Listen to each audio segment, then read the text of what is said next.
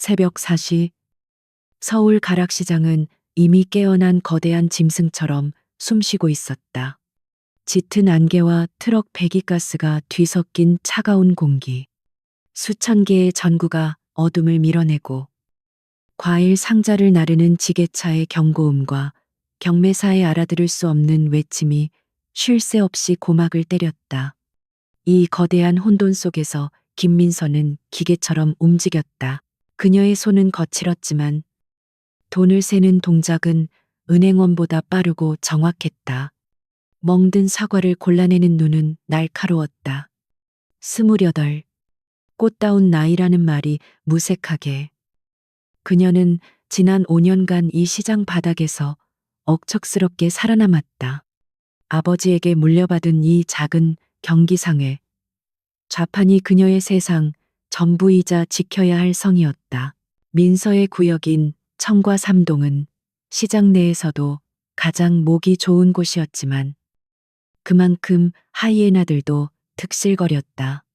그녀는 단순히 과일을 파는 장사꾼이 아니었다.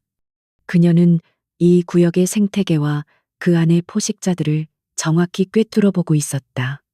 전국 산지의 출하량을 예측하고 날씨에 따른 당도 변화를 꿰차는 것은 기본이었다. 그녀는 이곳 상인들의 암묵적인 해결사였다. 법보다 주먹이 가깝고 주먹보다 돈이 무서운 이 바닥에서 민서는 그 모든 것을 역이용할 줄 알았다. 그녀의 무기는 두려움 없는 눈빛과 상대의 약점을 파고드는 정확한 논리였다. 그녀는 시장 상인들에게 AI 김 사장이라 불렸다. 그만큼 그녀의 판단은 냉철하고 정확했다. 한 번만 봐주세요. 다음 주에는 아들 녀석 퇴직금이 나오니. 박 할머니의 애처로운 목소리가 경매 소리를 뚫고 들려왔다. 민서의 미간이 좁혀졌다. 또 그들이었다. 명진 캐피털. 시장 영세 상인들에게 거머리처럼 붙어 고리를 뜯어먹는 악질적인 사채업자들. 검은 양복을 입은 사내 둘이 박 할머니의 좌판을 발로 차고 있었다.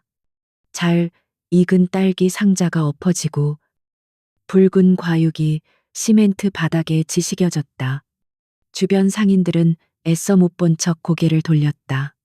저들을 잘못 건드렸다간 자신들의 좌판도 무사하지 못할 것을 알기 때문이었다. 하지만 민서는 아니었다. 민서는 장부를 덮고 자리에서 일어났다. 그녀는 좌판 뒤에 항상 세워두는 낡은 알루미늄 야구 방망이를 손에 쥐었다. 물론 사람을 때릴 생각은 없었다. 하지만 험한 시장 바닥에서 대화는 때로 시각적인 위협이 동반되어야 효과적이었다. 그녀의 165cm의 평범한 체격은 그 방망이 하나로 전혀 다른 무게감을 풍겼다. 그녀는 천천히 사내들에게 다가갔다. 또각거리는 워커 소리에 사내들이 고개를 돌렸다. 김민서, 넌 빠져. 우리가 지금 좋은 말로 할 때 우두머리로 보이는 곰이라 불리는 사내가 으르렁거렸다. 그는 민서에게 몇 번 당한 적이 있었다. 그는 민서가 단순히 힘으로 덤비지 않는다는 것을 알고 있었다. 명진 캐피털.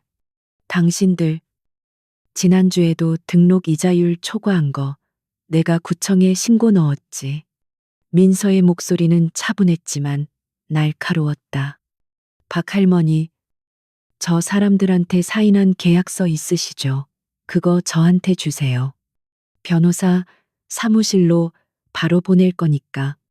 불법 채권 추심 및 협박죄. 지금 이 현장. 내 폰이랑 저기 가게 CCTV로 다 녹화 중이고. 사내의 얼굴이 굳어졌다. 그는 민서가 들고 있는 낡은 스마트폰과 그녀가 가리킨 가게의 CCTV를 번갈아 보았다. 이 구역 CCTV는 민서가 상인회 총무를 맡으며 사비를 털어 설치한 것이었다. 그녀는 허풍을 떠는 여자가 아니었다. 시발. 재수 없는 년.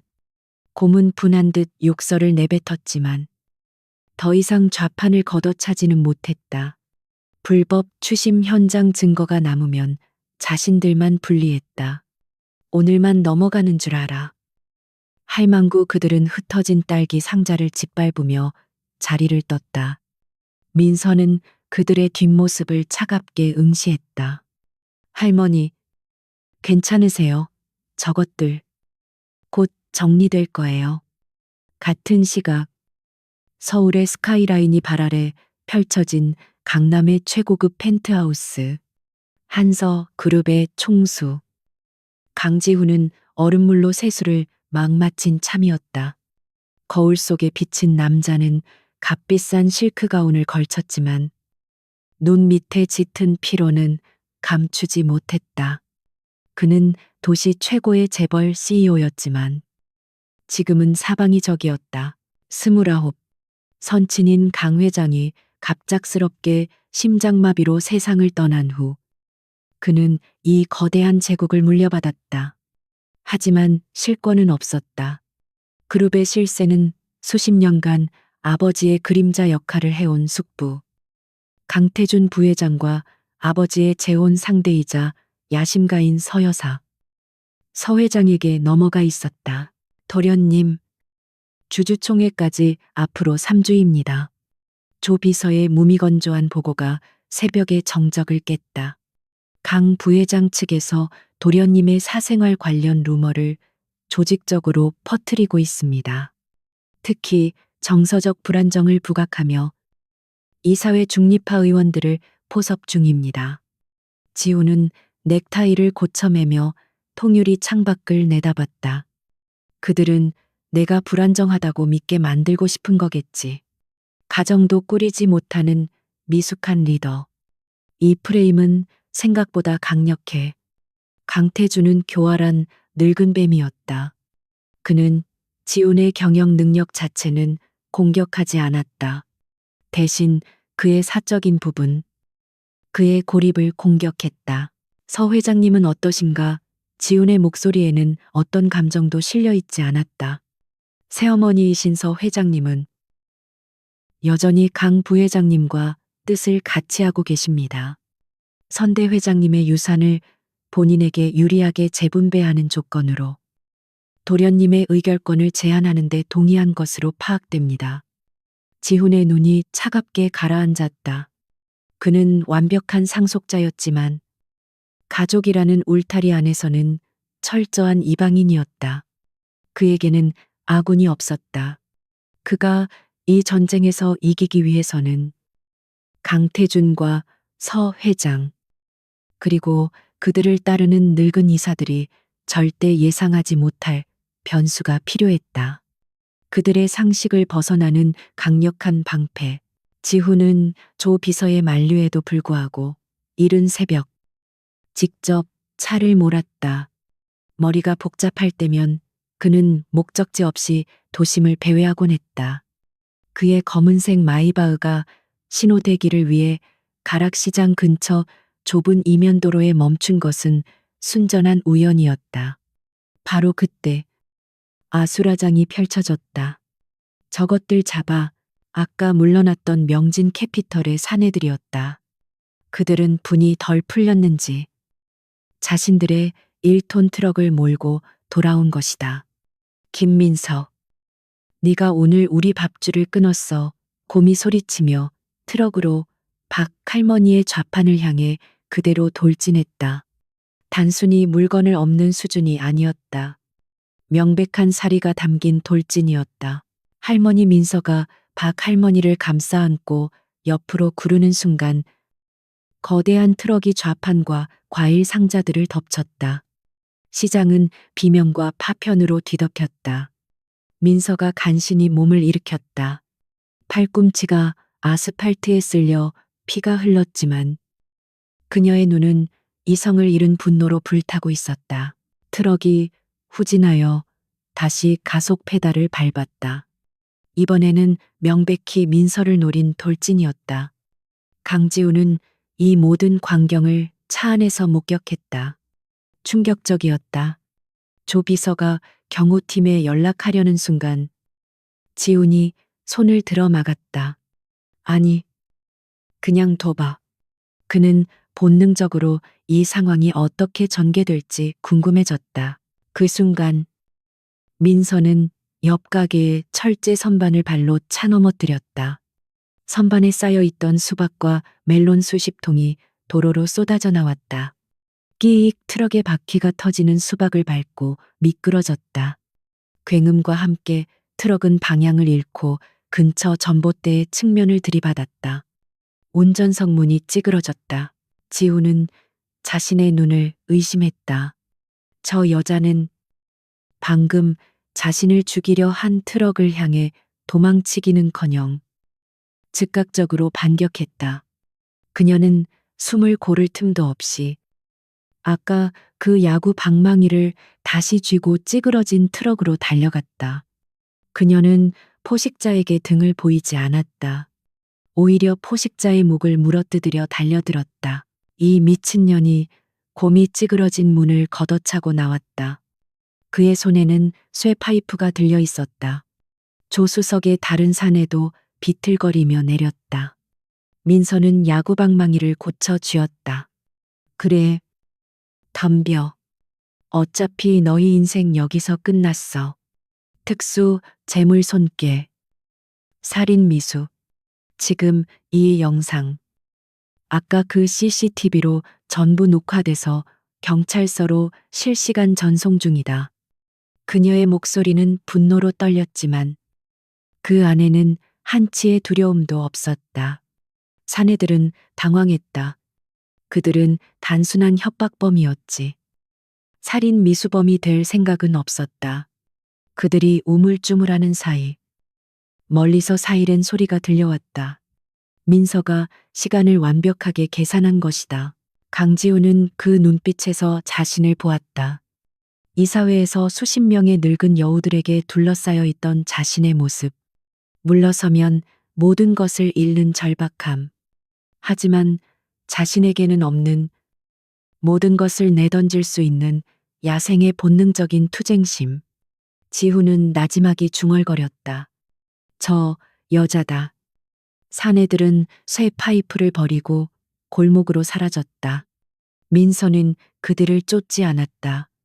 그녀는 방망이를 바닥에 던지고 다리가 풀려 주저앉은 박 할머니에게 달려갔다. 괜찮으세요?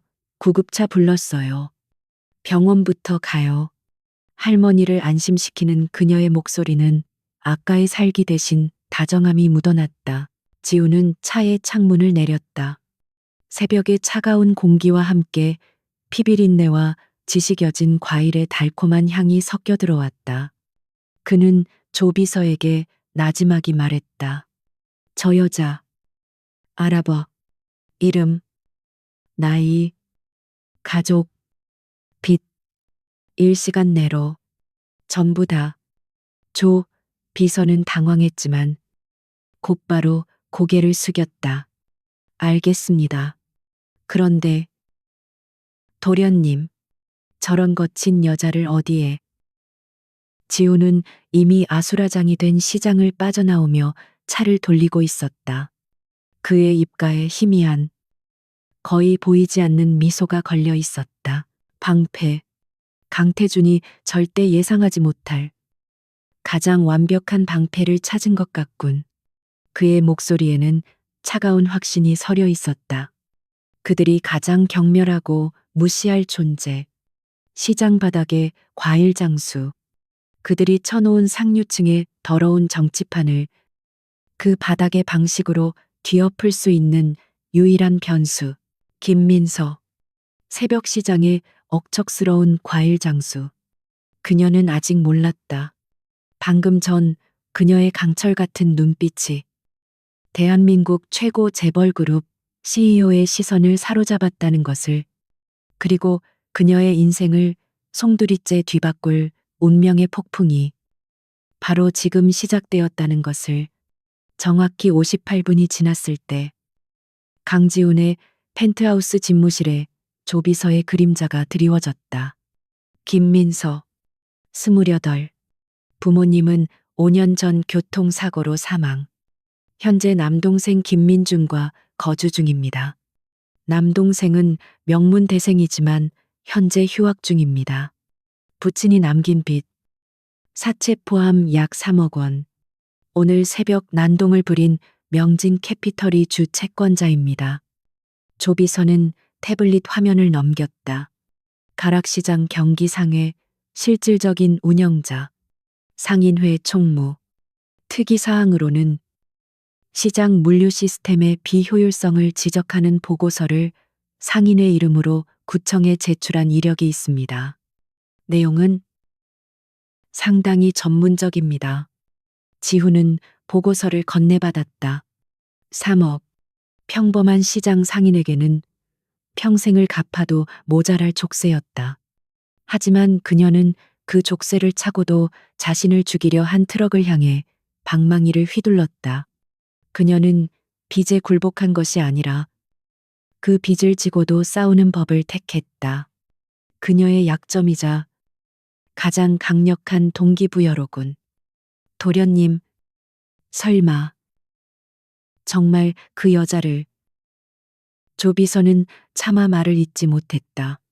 수십 년간 강 회장 일가를 보좌해온 그로서도 이런 상식 밖의 결정은 처음이었다. 그룹의 안주인이 될 사람입니다. 최소한의 격식과 배경은. 격식 배경 지훈이 코웃음을 쳤다. 조비서. 내 숙부 강태준과 새어머니 서 회장이 그런 걸 따질 것 같나. 그들은 내가 재계 유력 가문의 딸과 정략 결혼을 하면 그 가문을 내 편으로 만들까봐 더 경계하겠지. 그들은 지금 내 주변에 아무도 없기를 바라. 그래야 나를 꼭두각시처럼 조종할 수 있으니까. 그의 눈이 다시 어둠 속 도시를 향했다. 그들에게 김민서는 무엇으로 보일까? 근본도 없는 시장 잡배. 돈 몇 푼에 팔려온 여자. 그들은 그녀를 경멸하고 무시할 거야. 사냥개가 토끼를 얕보듯이. 그는 옅은 미소를 지었다. 그리고 그 얕보는 순간 토끼가 아니라 호랑이 새끼였다는 걸 깨닫게 되겠지. 그들은 내 방패를 공격하다가 그 방패에 밝힌 가시에 손이 찢겨 나갈 거다. 지훈은 자리에서 일어났다. 당장 만나지. 장소는. 그래. 가장 극적인 곳이 좋겠어. 그녀가 한 번도 경험하지 못했을 세상. 동시에 내가 어떤 사람인지 가장 명확하게 보여줄 수 있는 곳으로. 그는 망설임 없이 지시했다. 한서 그룹 본사. 펜트하우스 집무실. 지금 당장 정중하게 모셔와. 한편 민서는 파출소에서 막 진술을 마치고 나온 참이었다. 팔꿈치의 상처는 대충 소독했지만 온몸이 쑤셨다. 박 할머니는 다행히 크게 다치지 않았지만 좌파는 박살이 났다. 민서야, 다 나 때문이다. 내가 죽어야지. 할머니의 울음에 민서는 억지로 웃어 보였다. 할머니, 무슨 소리예요? 저놈들 이제 깜빵 가서 몇 년 썩을 거예요. 좌파는 우리가 다시 세우면 되죠. 하지만 그녀의 속은 타들어가고 있었다. 명진 캐피털 놈들이 잡혀 들어갔지만 빚이 사라진 것은 아니었다. 그들의 윗선이 곧 다른 하이에나를 보낼 터였다. 3억, 동생의 학비와 생활비, 그리고 이 빚. 그녀는 잠시 하늘을 올려다봤다. 거대한 빌딩 숲이 뿜어내는 빛이 유난히 자신을 비웃는 것 같았다. 그때였다. 낯선 검은색 세단 한 대가 그녀 앞에 멈춰섰다. 고급스러운 정장을 입은 조 비서가 차에서 내렸다. 김민서 씨 되십니까? 그의 말투는 정중했지만 눈빛은 그녀를 위아래로 훑고 있었다. 시장의 흙먼지와 과일 냄새. 피로에 찌든 그녀의 모습은 그가 속한 세계와 완벽하게 이질적이었다. 누구시죠? 민서가 경계하며 물었다. 한서그룹 강지훈 회장님의 비서실장 조영민입니다. 회장님께서 김민서 씨를 뵙고 싶어 하십니다. 한서그룹, 대한민국 경제를 움직이는 거대 기업. 민서는 순간 자신의 귀를 의심했다. 한서그룹 회장이 저를요, 왜죠? 시장 상인회에 기부라도 하시려고요. 조 비서는 그녀의 비꼬는 듯한 말투에도 표정 변화가 없었다. 가보시면 압니다. 거절하셔도 좋습니다만 아마 후회하실 겁니다. 김민서 씨가 지금 가진 문제를 해결해 줄 유일한 분일지도 모르니까요. 문제라는 단어에 힘이 실렸다. 그는 그녀의 빚에 대해 알고 있었다. 민서는 선택의 여지가 없었다. 그녀는 세단에 올랐다. 차는 소리 없이 미끄러져 그녀가 평생 TV로만 보던 여의도의 초고층 빌딩. 한서 그룹 본사로 향했. 전용 엘리베이터를 타고 최고층에 내렸을 때 민서는 숨이 막힐 것 같은 위압감을 느꼈다. 통유리창 밖으로 서울 전체가 장난감처럼 펼쳐져 있었다. 그리고 그곳에 강지훈이 서 있었다. 새벽의 어둠 속에서는 몰랐지만 그는 모델처럼 완벽한 비율과 얼음 조각처럼 차가운 얼굴을 가진 남자였다. 안지, 김민서 씨. 그의 목소리는 낮고 울림이 있었다. 민서는 소파에 앉는 대신 당당히 그와 마주섰다. 그녀는 이곳의 화려함에 주눅들 생각이 없었다. 용건이 뭐죠? 바쁜 사람입니다. 아침 장사 준비해야 해요. 지훈은 그녀의 당돌함이 마음에 들었다. 그는 빙 돌려 말하는 법을 몰랐고 그럴 시간도 없었다. 새벽에 인상 깊게 봤어. 당신의 그 눈빛. 그는 태블릿을 그녀에게 밀었다. 거기에는 그녀의 신상 정보와 3억이라는 빚 액수가 떠 있었다. 민서의 얼굴이 하얗게 질렸다. 내 뒷조사를 했군요. 불법입니다. 지훈은 어깨를 으쓱했다. 그게 중요한 게 아닐 텐데. 명진 캐피털 놈들은 구속됐지만 그들의 본사인 제일금융은 그대로야.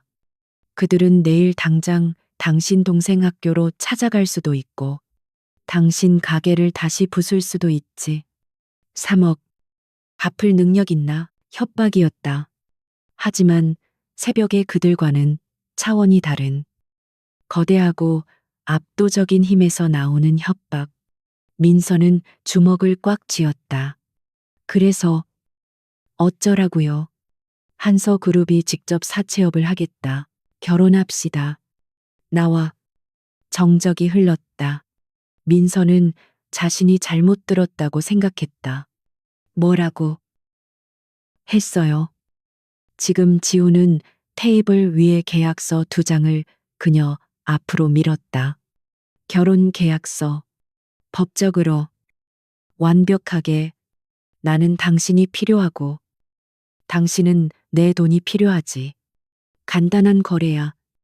그는 자신의 상황을 간략하게 설명했다. 배다른 형제나 다름없는 숙부 강태준. 야심에 찬 새어머니서 회장. 3주 앞으로 다가온 주주총회. 자신을 흔들기 위한 사생활 루머. 나는 안정적인 가정을 꾸린 유능한 리더의 모습을 보여줘야 해. 그리고 그들은 내 아내가 될 사람을 경멸하고 무시할수록 좋지. 민서는 분노보다 황당함이 앞섰다. 미쳤군요. 당신들 재벌 싸움에 왜 나를 끌어들여요? 내가 왜 당신의 방패가 되어야 하지? 고작 돈 때문에 그녀는 계약서를 집어 던지려 했다. 고작 돈 3억이 고작인가? 여기에 10억을 더얹지. 지훈이 말했다. 계약 기간은 1년, 1년 뒤. 우리는 깨끗하게 이혼한다. 위자료 명목으로 10억 원을 지급하지. 물론 당신 가족의 빚 3억은 계약 즉시 상환해 주겠다. 당신 동생은 당장 복학해서 졸업할 수 있을 거고 당신은 이 지긋지긋한 시장 바닥을 떠날 수 있어. 13억. 그녀가 평생 만져볼 수도 없는 돈이었다. 이 돈이면 동생을 지킬 수 있었다. 하지만 이것은 자신을 파는 행위였다. 내가 거절한다면 민서의 목소리가 떨렸다. 지우는 창밖을 바라봤다. 거절 물론 할 수 있지. 그럼 당신은 내일도 명진 캐피털보다 더 지독한 놈들과 싸워야 할 거고, 당신 동생은 평생 빚쟁이 동생이라는 꼬리표를 달고 살게 될 거야. 선택은 당신 몫이야. 김민서 씨, 지옥 같은 현실에서 계속 싸울 것인가? 아니면 나와 거래해서 이 모든 걸 끝낼 것인가? 민서는 눈을 감았. 새벽 시장의 비린내, 곰의 욕설, 지식여진 딸기, 박 할머니의 울음소리, 그리고 동생의 풀 죽은 얼굴이 스쳐 지나갔다. 그녀는 다시 눈을 떴을 때 더 이상 두려움에 떠는 과일 장수가 아니었다. 좋아요. 하겠어요. 그녀는 계약서를 집어들었다. 지훈의 입가에 옅은 미소가 스쳤. 현명한 선택이. 하지만 조건이 있어요. 민서가 그의 말을 잘랐. 그녀는 펜을 들어 계약서 여백에 무언가를 써내려가기 시작했다. 첫째, 계약 기간 중 어떤 일이 있어도 내 동생이나 내 주변 사람들에게 피해가 가면 안 돼요. 당신 내 집안 싸움에 그들을 끌어들이는 순간 이 계약은 파기야. 둘째, 상호 존중. 이건 거래고 나는 당신의 부하 직원이 아니에요. 공식 석상을 제외하고 서로의 사생활에 절대 간섭하지 않아요. 물론 불필요한 신체 접촉도 금지입니다. 셋째, 그녀는 펜을 내려놓고 지훈의 눈을 똑바로 쳐다봤다. 그녀의 눈은 새벽 시장에서보다 더 차갑게 빛나고 있었다. 날 방패로 쓰겠다고 했죠. 좋아요. 하지만 명심해요. 나는 그냥 서 있기만 하는 방패가 아니에요. 방패값을 해야 한다면 나도 내 방식대로 싸울 겁니다. 당신의 적이 나를 얕보고 건드린다면 나는 그 대가를 반드시 치르게 만들 거예요. 이 조건에 동의하지 않으면 지금 당장 이 문을 나가겠어요. 강지훈은 순간 말문이 막혔다. 그는 겁에 질린 피해자를 산 것이 아니었다. 그는 자신과 동등하게 거래를 요구하는 파트너를 마주하고 있었다. 13억이라는 거액 앞에서도 자신의 원칙을 내세우는 여자. 그는 자신도 모르게 웃음을 터뜨렸다. 좋아. 계약 성립이군. 그는 망설임 없이 계약서에 서명했다. 민서도 자신의 이름을 적었다. 김민서. 세 글자가 그녀의 운명을 거대한 소용돌이 속으로 밀어넣었다. 조비서가 민서를 다시 차에 태워 시장으로 데려다 주었다. 앞으로 일정은 따로 연락드리겠습니다. 사모님. 마지막 호칭이 낯설게 귓가를 찔렀다. 민서는 차에서 내려 자신의 좌판으로 돌아왔다. 아직 해가 뜨지 않은 시장. 하지만 그녀가 보던 세상은 더 이상 어제와 같지 않았다. 그녀는 자신의 손을 내려다 보았다. 과일을 만지던 거친 손. 이 손으로 이제 무엇을 잡게 될까? 그녀의 인생은 오늘 이 새벽을 기점으로 완전히 뒤바뀌었. 계약이 체결되고 정확히 사흘 뒤. 김민서는 자신의 삶에서 가장 이질적인 공간에 발을 들였다. 강지훈이 보낸 검은색 세단은 그녀를 청담동의 한 저택에 내려놓았다. 피 팰리스라는 이름이 붙은 그곳은 민서가 알던 집배 범주를 아득히 벗어나 있었다. 그녀는 조비서가 준비해준 몸에 맞지 않는 갑옷 같은 샤넬 투피스를 어색하게 매만졌다. 저택의 현관문은 마치 거대한 성문처럼 열렸다. 눈이 부신 대리석 바닥이 끝없이 펼쳐졌고 양옆으로 수십 명의 사용인들이 유니폼을 입은 채 도열해 있었다. 그들의 시선은 날카로웠다. 노골적인 호기심과 재단하는 듯한 경멸. 민서는 새벽 시장 상인들의 억척스러운 눈빛과는 또 다른 차갑고 훈련된 무례함에 숨이 막힐 것 같았. 사모님, 이쪽입니다. 조 비서가 그녀를 안내했다. 사모님이라는 호칭은 여전히 귀에 밝힌 가시처럼 불편했다. 그녀는 시장의 흙먼지 대신 비싸지만 인공적인 백합 향이 감도는 복도를 걸었다. 벽에 걸린 거대한 유화들은 이 집안의 역사를 과시하고 있었다. 그녀는 이곳이 시장보다 더 치열한 정글임을 직감했다. 거실은 축구장만큼이나 넓었고 한쪽 벽면 전체가 유리로 되어 서울의 야경을 담고 있었다. 그 야경을 배경으로 두 명의 인물이 앉아 있었다. 한 명은 50대 후반의 우아한 여성, 강지훈의 새어머니이자 그룹의 실세 중 한 명인서 회장이었다. 다른 한 명은 강지훈의 숙부, 강태준 부회장이었다. 강지훈은 그들과 조금 떨어진 곳에 서 있었다. 그는 민서를 힐끗 쳐다보며 마치 물건을 소개하듯 말했다. 인사들 하시죠. 제 아내가 될 사람입니다. 김민서 씨. 그의 목소리에는 어떤 감정도 실려 있지 않았다. 아내라는 단어는 그저 이 거래를 증명하는 기호에 불과했다. 서 회장이 먼저 찻잔을 들었다. 그녀의 손가락에는 거대한 다이아몬드 반지가 번쩍였다. 어머, 지훈아, 네가 농담도 할 줄 아는 애였니? 그녀는 민서를 위아래로 훑어보았다. 그 시선은 마치 해충을 보는 듯했다. 이런 근본도 없는 것을 어디서 데려온 게야. 과일 썩는 냄새가 여기까지 나는 것 같구나. 그것은 명백한 모욕이었다. 민서의 주먹이 순간 꽉 쥐어졌. 하지만 그녀는 숨을 깊게 들이마셨다. 시장 바닥에서 배운 첫 번째 교훈. 절대 먼저 감정을 보이지 마라.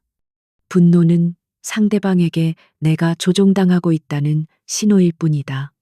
그녀는 그저 묵묵히 서 있었다. 강태준이 서 회장을 말리는 척하며 거들었다. 그는 표범처럼 교활한 미소를 짓고 있었다. 형수님, 너무 그러지 마십시오. 우리 조카가 나름대로 깊은 뜻이 있었겠지요. 요즘은 다들 개성을 존중하는 시대 아닙니까? 비록 그 개성이 시장 바닥에 거실지라도 그는 민서를 향해 고개를 까딱했다. 김민서 씨라고 했나 듣자 하니 가락시장에서 꽤 유명하다고 하더군. 장사 수완이 좋은 건가? 아니면 다른 수완이 좋은 건가? 그의 말에는 민서가 돈 때문에 몸을 팔았다는 노골적인 암시가 담겨 있었다. 민서는 그제야 입을 열었다. 그녀는 먼저서 회장에게 가볍게 고개를 숙였다. 처음 뵙겠습니다. 김민서입니다. 그리고 그녀는 서 회장을 똑바로 쳐다봤다. 과일 냄새는 아마 오늘 새벽에 트럭에서 상자를 내리다 뵌 모양입니다. 냄새가 거슬리셨다면 죄송합니다. 그녀는 말을 이었다. 하지만 전 제일의 냄새를 부끄럽게 생각해 본 적은 없습니다. 땀 흘려본 돈은 어떤 비싼 향수보다 가치 있다고 생각하니까요. 그녀의 목소리는 떨리지 않았다. 오히려 그 차가운 거실을 올릴 만큼 또렷했다. 서 회장의 입가가 미세하게 굳었다. 강태준은 예상치 못한 반격에 흥미롭다는 듯 눈을 빛냈다. 강지우는 여전히 무표정했지만 그의 시선은 민서의 옆 얼굴에 잠시 머물렀다. 저녁 식사 준비되었습니다. 사용인의 말에 어색한 대화가 끊겼다. 식당으로 향하는 복도는 길고 추웠다. 강씨 일가의 조상들이라며 걸어놓은 초상화들이 그녀를 내려다보는 듯했다. 식탁은 끝이 보이지 않을 정도로 길었다. 민서의 자리 앞에는 뭐가 뭔지 알 수도 없는 수십 개의 은식기들이 반짝이고 있었다. 이것은 식사가 아니라 명백한 시험이었다. 우리 집안은 식사 예절을 중요하게 생각한단다. 서 회장이 민서를 가르치듯 말했다. 아마 시장에서는 이렇게 먹을 일이 없었겠지. 못하겠으면 지금이라도 나가서 빵이라도 달라고 하렴. 그녀는 민서가 포크와 나이프 앞에서 당황하며 무너지기를 기대했다. 민서는 아무 말 없이 자리에 앉았다. 그녀는 강지훈의 손을 조용히 관찰했다. 그가 가장 바깥쪽에 포크를 집어들자 그녀도 천천히 그것을 따라했다. 그녀는 조비서가 긴급 예절 교육이라며 보여준 동영상을 필사적으로 떠올렸다. 조금 서툴렀지만 실수는 없었다. 에피타이저로 나온 캐비어와 이름 모를 수프가 나왔다.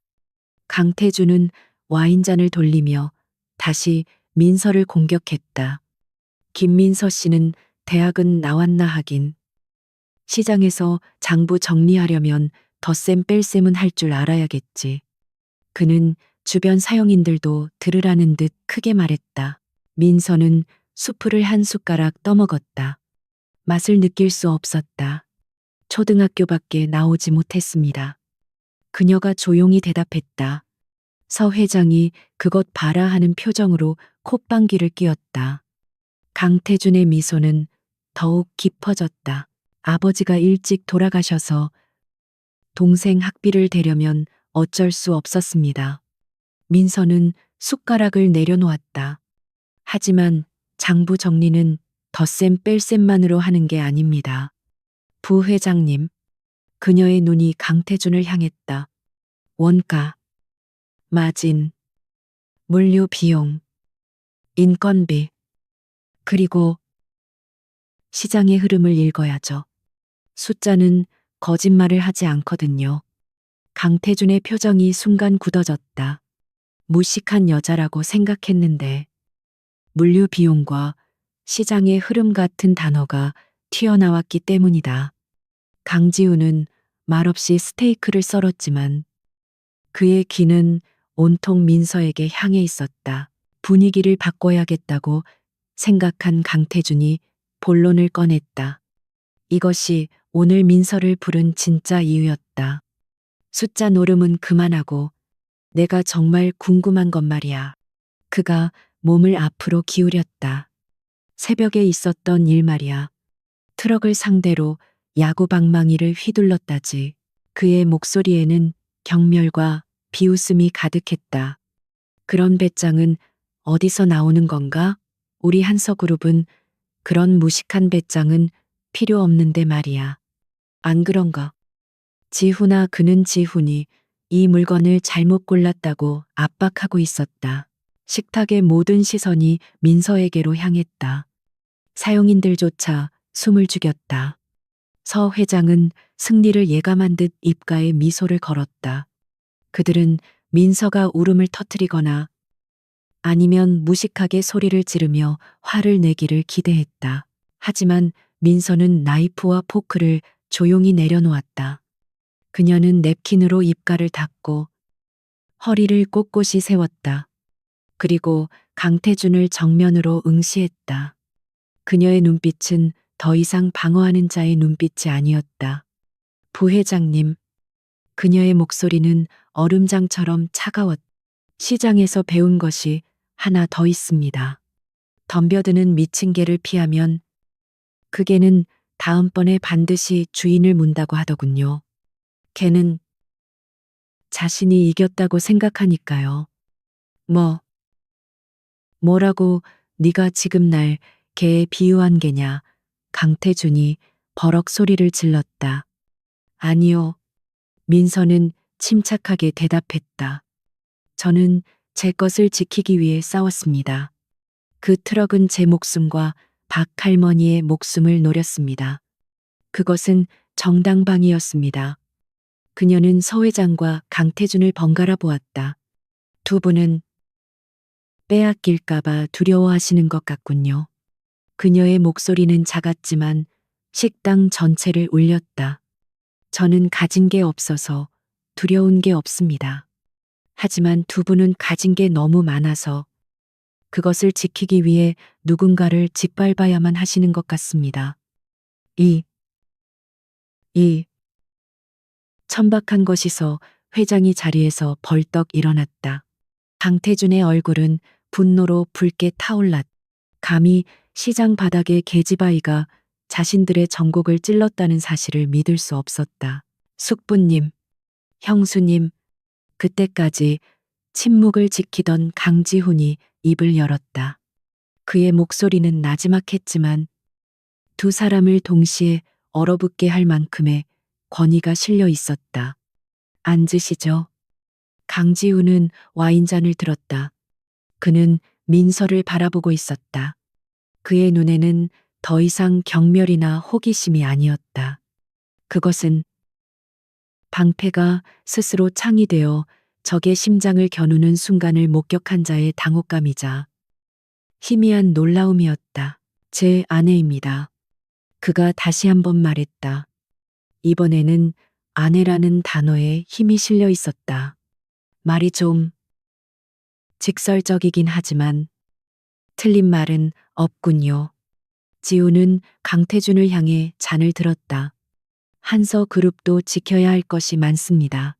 그래서 내가 김민서 씨를 데려온 것이고요. 그의 말은 강태준에게 하는 명백한 경고이자 민서의 존재에 대한 첫 번째 공식적인 인정이었다. 강태준은 입술을 깨물었다.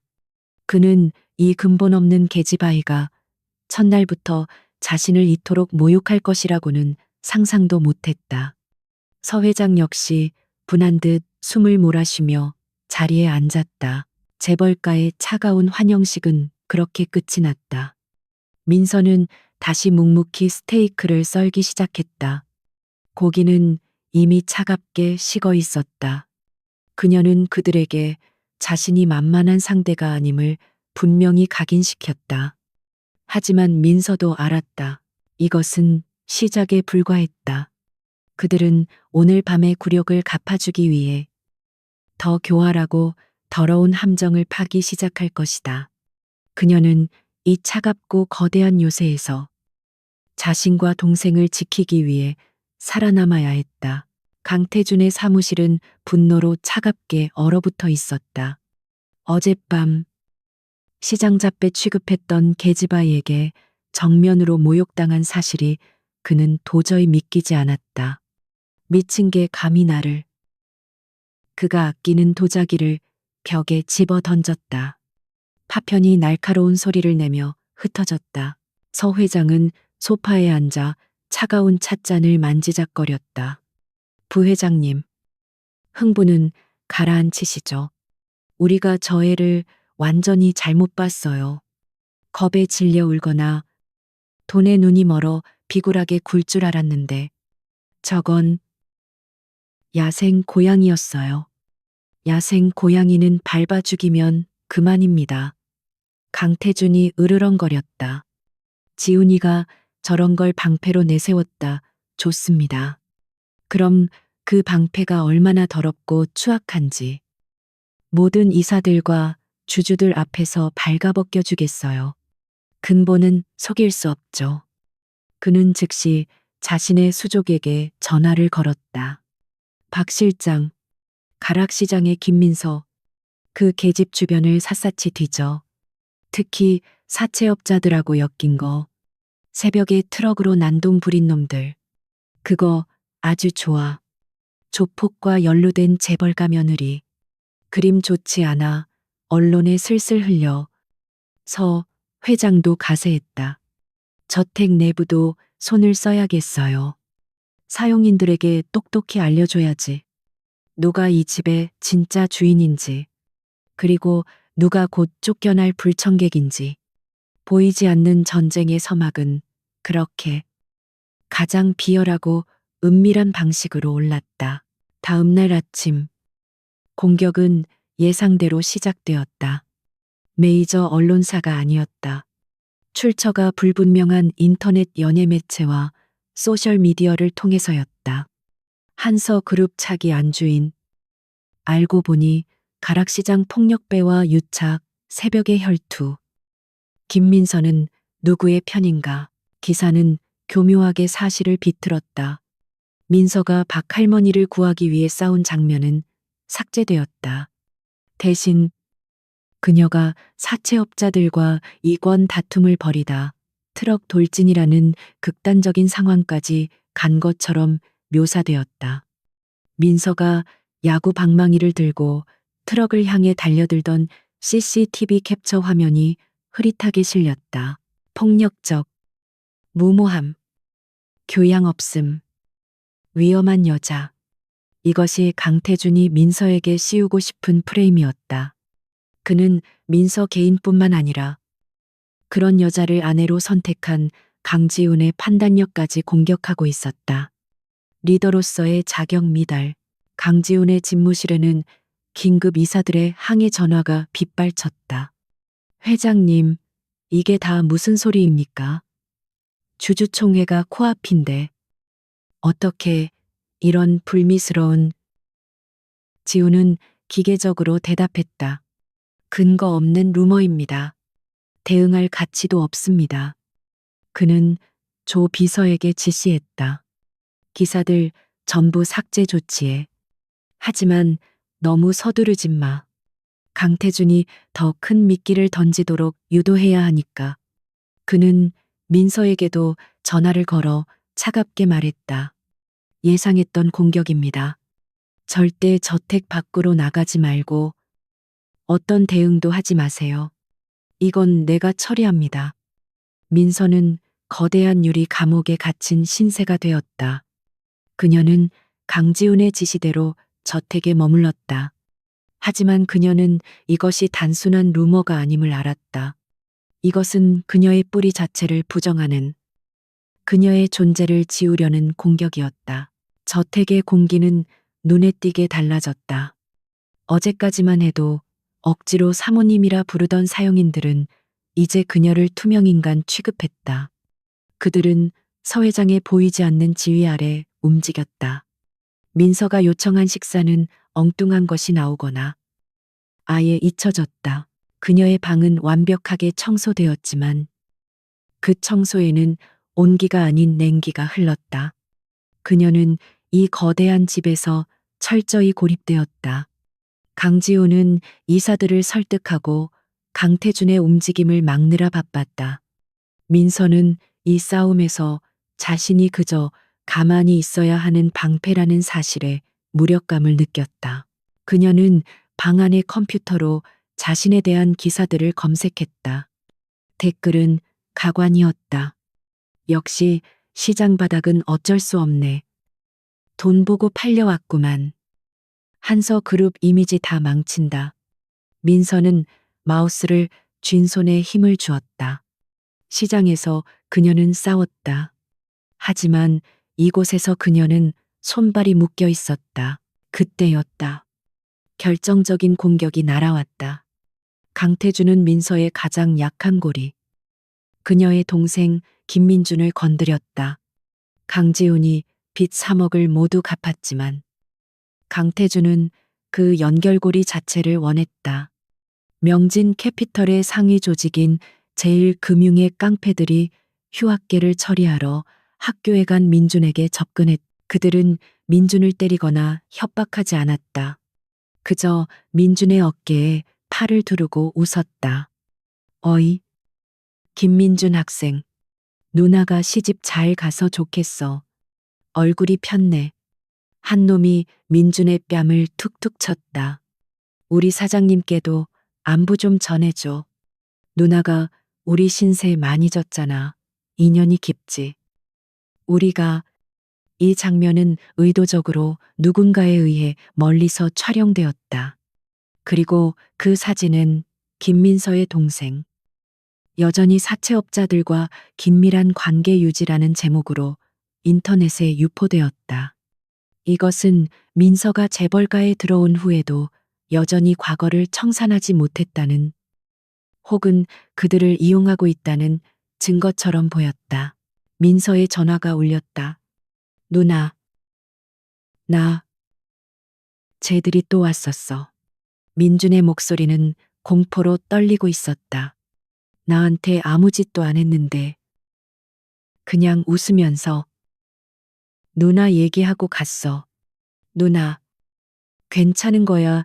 이게 다 나 때문이야. 민서의 피가 차갑게 식었다.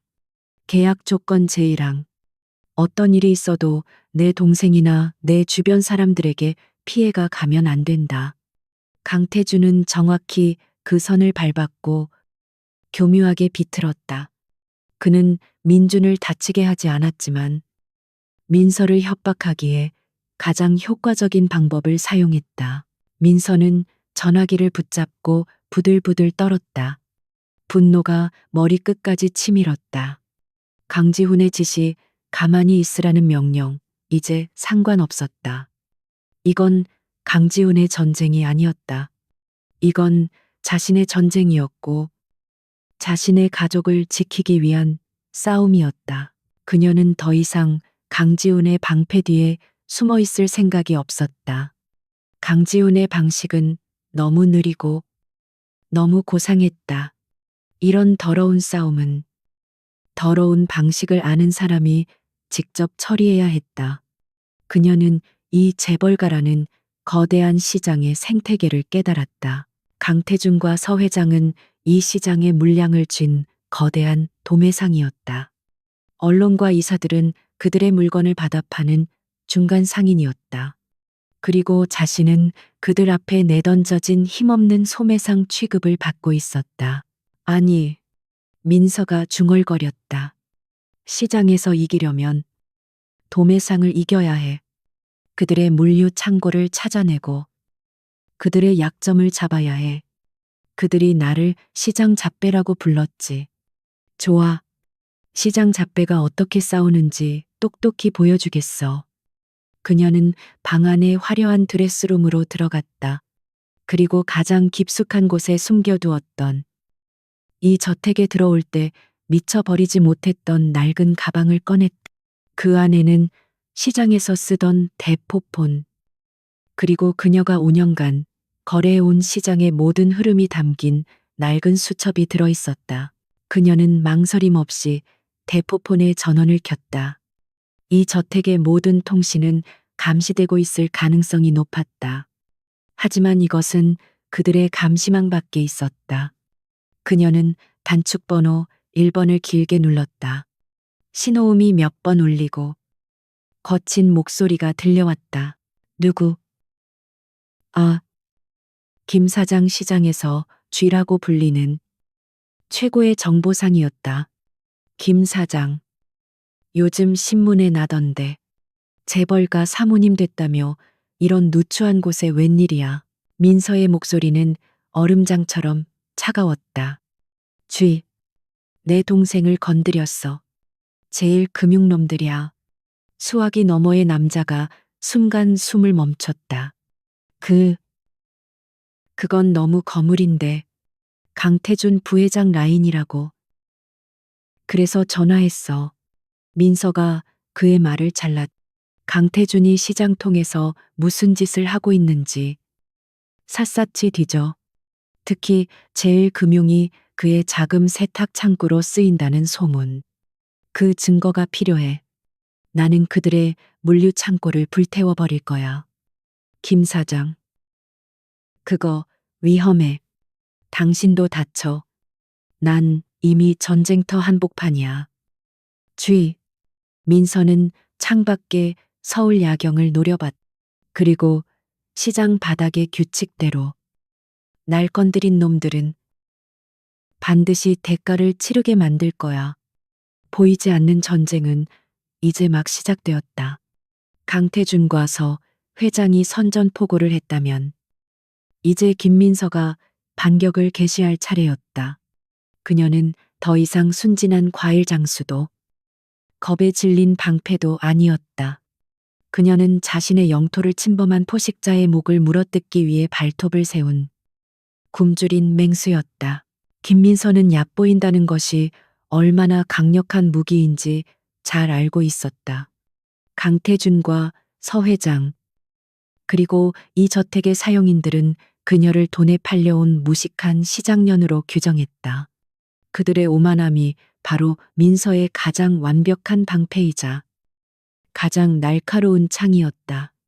그녀는 그들이 자신에게 씌운 프레임을 그대로 역이용하기로 했다. 그녀는 강지훈의 감시망에도 잡히지 않는 심야 시간을 이용했다. 저택의 모든 통신은 도청될 수 있었지만 그녀의 낡은 대포폰은 그들의 기술 밖에 있었다. 쥐는 민서의 지시대로 움직이기 시작했다. 그는 가락시장의 어둠 속에서 태어나고 자란 그 바닥 생태계의 정점이었다. 김 사장, 제일 금융놈들. 보통이 아니야.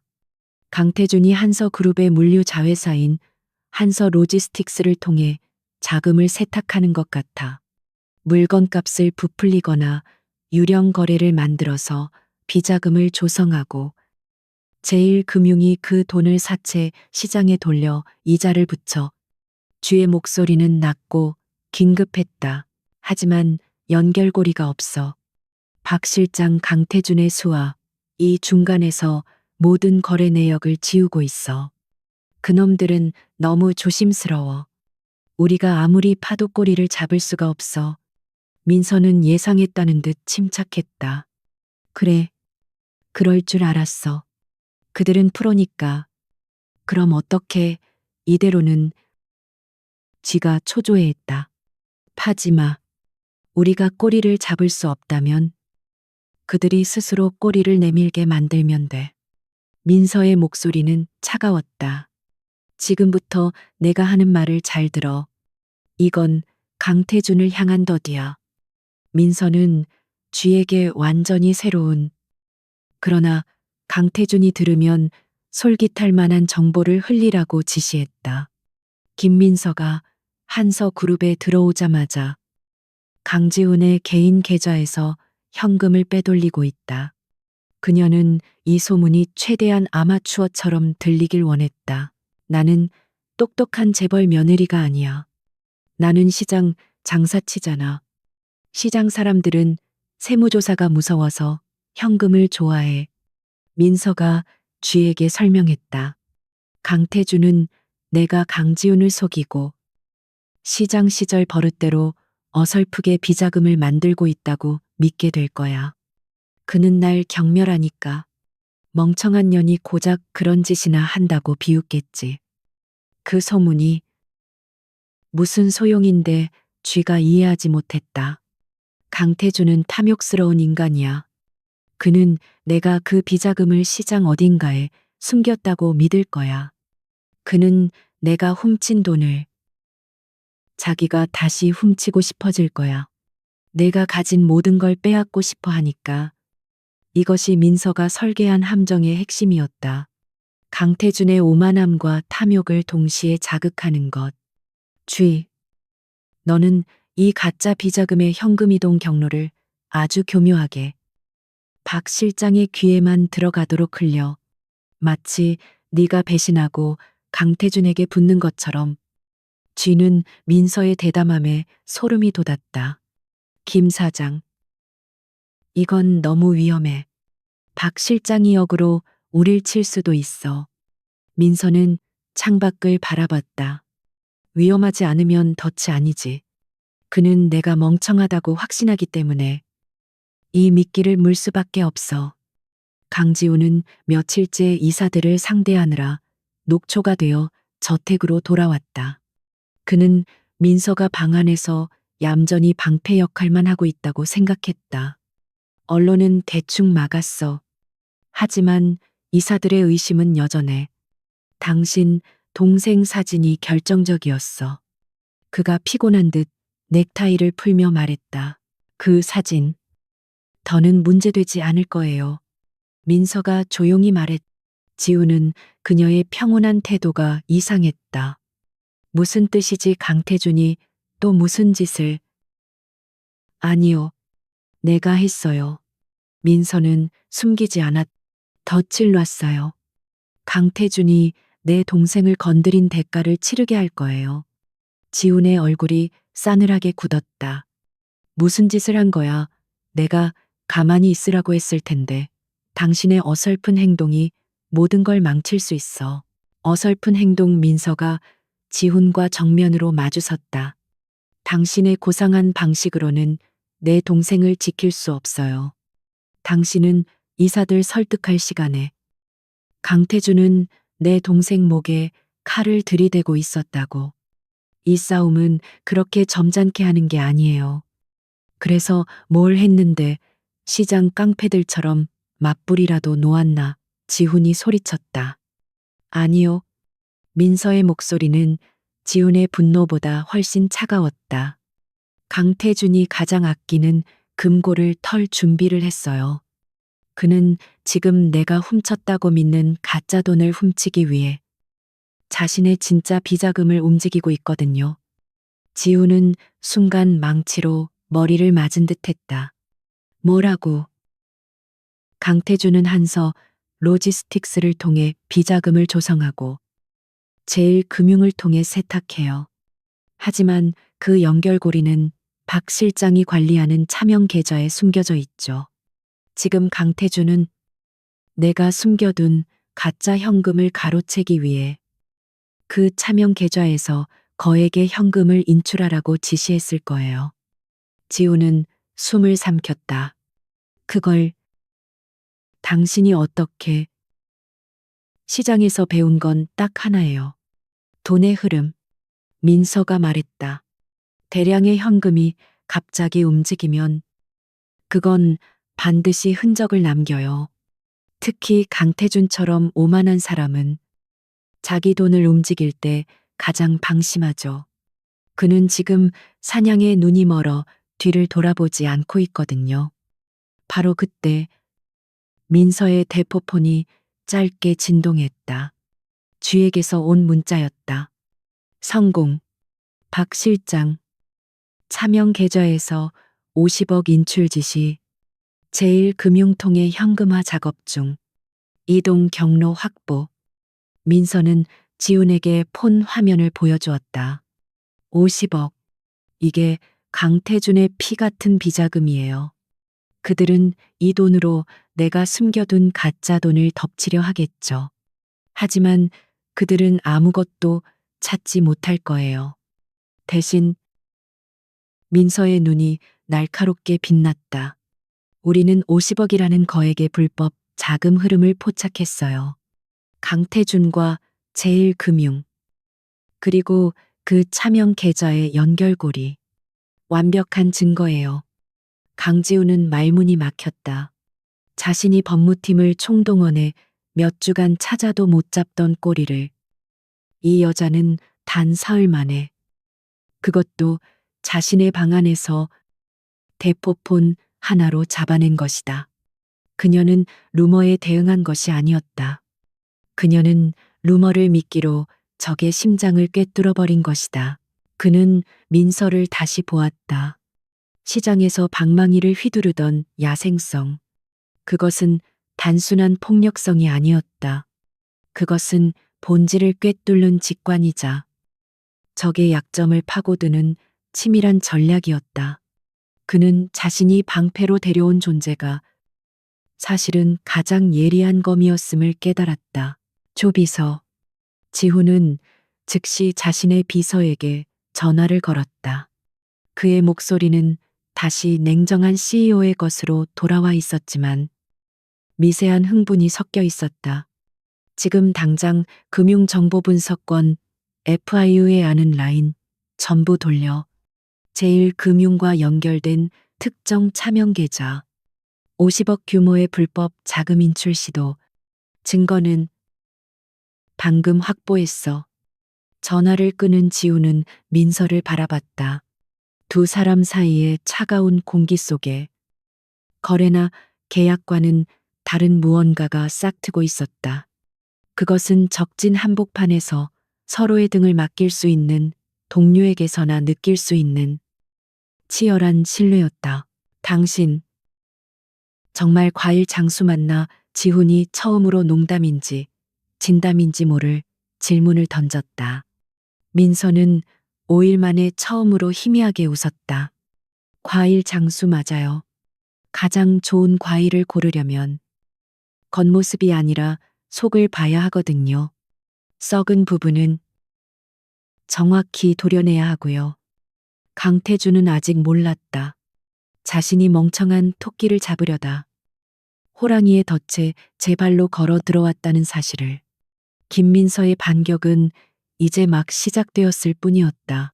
강태주는 50억 현금 인출 시도가 금융정보분석원 FIU의 감시망에 포착되었다는 보고를 받고 망연자실했다.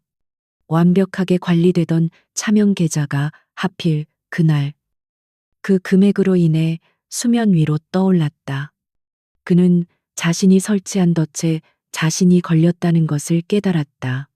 하지만 그는 김민서가 배후에 있다는 것은 꿈에도 생각지 못했다.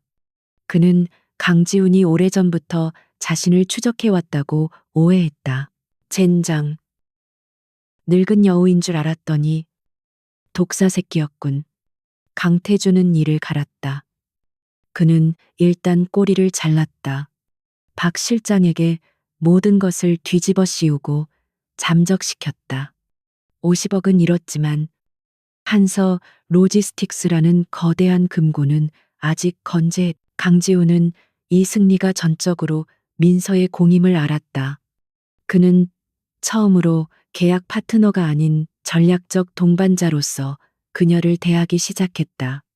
그는 이사회를 소집해 강태준의 비자금 의혹을 공론화했지만 강태준은 박 실장 개인의 횡령으로 몰아가며 교묘히 빠져나갔다. 이사들은 여전히 중립을 지켰다. 승기는 잡았지만 결정타가 부족했다. 강태준의 진짜 힘은 돈이 아니에요. 한서 그룹의 피를 쥐고 있다는 거죠. 민서가 저택의 서재에서 말했다. 그녀는 더 이상 방에 갇혀 있지 않았다. 지훈은 그녀에게 그룹의 내부 자료에 접근할 수 있는 최고 등급의 권한을 부여했다. 피지훈이 되물었다. 물류예요. 민서는 태블릿 화면에 복잡한 도표를 띄웠다. 그것은 한서 로지스틱스의 전국 배송망 현황이었다. 제가 시장에서 배운 건 물건을 파는 것보다 중요한 게 제때 가져오는 거예요. 아무리 좋은 사과도 배송 중에 썩거나 시기를 놓치면 쓰레기가 되죠. 그녀는 수십 년간 시장에서 체득한 감각으로 한서 로지스틱스의 데이터를 분석했다. 그녀는 재무제표의 숫자가 아닌 흐름을 읽었다. 이상하지 않아요. 한서그룹의 주력 사업은 전자와 바이오인데 물류 비용이 동종업계 평균보다 30%나 높아요. 특히 저온 유통 콜체인 부문에서요. 지훈은 그 데이터를 수없이 봤지만 그저 고쳐야 할 비용 정도로만 생각했다. 강태준이 관습적으로 부풀린 계약을 통해 이익을 빼돌리고 있으니까. 아니요. 그 정도 수준이 아니에요. 민서가 고개를 저었다. 이건 시스템 자체의 암이에요. 보세요. 부산에서 서울로 오는 바이오 약품이랑 강원도에서 오는 농산물이 왜 굳이 대전 허브를 거치죠? 여기서 불필요한 상하차 비용과 유류비가 발생해요. 그런데 이 대전 허브의 운영사가 태강 유통이에요. 강태준의 처남 회사죠. 그녀는 화면을 넘겼다. 더 심각한 건 재고 관리예요. 한서마트 전국 지점의 신선식품 폐기율이 비정상적으로 높아요. 발주 시스템과 배송 시스템이 완전히 따로 놀고 있어요. 이건 돈이 새는 정도가 아니라 그냥 갖다 버리는 거예요. 지훈은 충격에 휩싸였다. 그는 거시적인 M&A와 신기술 투자에만 집중했다. 그룹의 근간이 되는 이 핏줄이 썩어가고 있는 줄은 몰랐다. 강태준은 이 비효율을 일부러 방치한 거야. 비효율 속에서 자신의 이익을 챙기기 쉽게. 그리고 아무도 이 복잡한 걸 들여다볼 엄두를 못 내게 만든 거지. 맞아요. 민서가 확인 사살을 했. 시장에서 이런 식으로 장사하면 1년 안에 망해요. 한서 그룹이 대기업이니까 버티는 거죠. 강태주는 그룹의 피를 빨아먹는 거머리예요.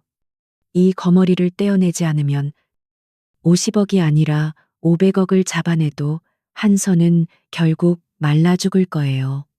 민서는 밤을 새워 보고서를 작성했다. 전문적인 경영 용어는 없었다. 하지만 시장 바닥의 언어로 쓰인 그녀의 보고서는 그 어떤 MBA 교수의 분석보다 날카롭고 직설적이었다.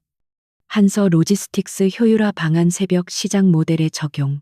그녀는 불필요한 허브를 통폐합하고 각 지점의 재고 데이터를 실시간으로 연동하는 통합 발주 시스템을 제안했다. 특히 강태준의 돈줄인 태강 유통을 배제하고 직배송 루트를 신설하는 방안은 혁신적이었다. 그녀는 이 개혁만으로 연간 최소 1천억 원의 비용을 절감할 수 있다고 추정했다. 다음 날 강지호는 이 보고서를 들고 임시이사회에 들어갔다.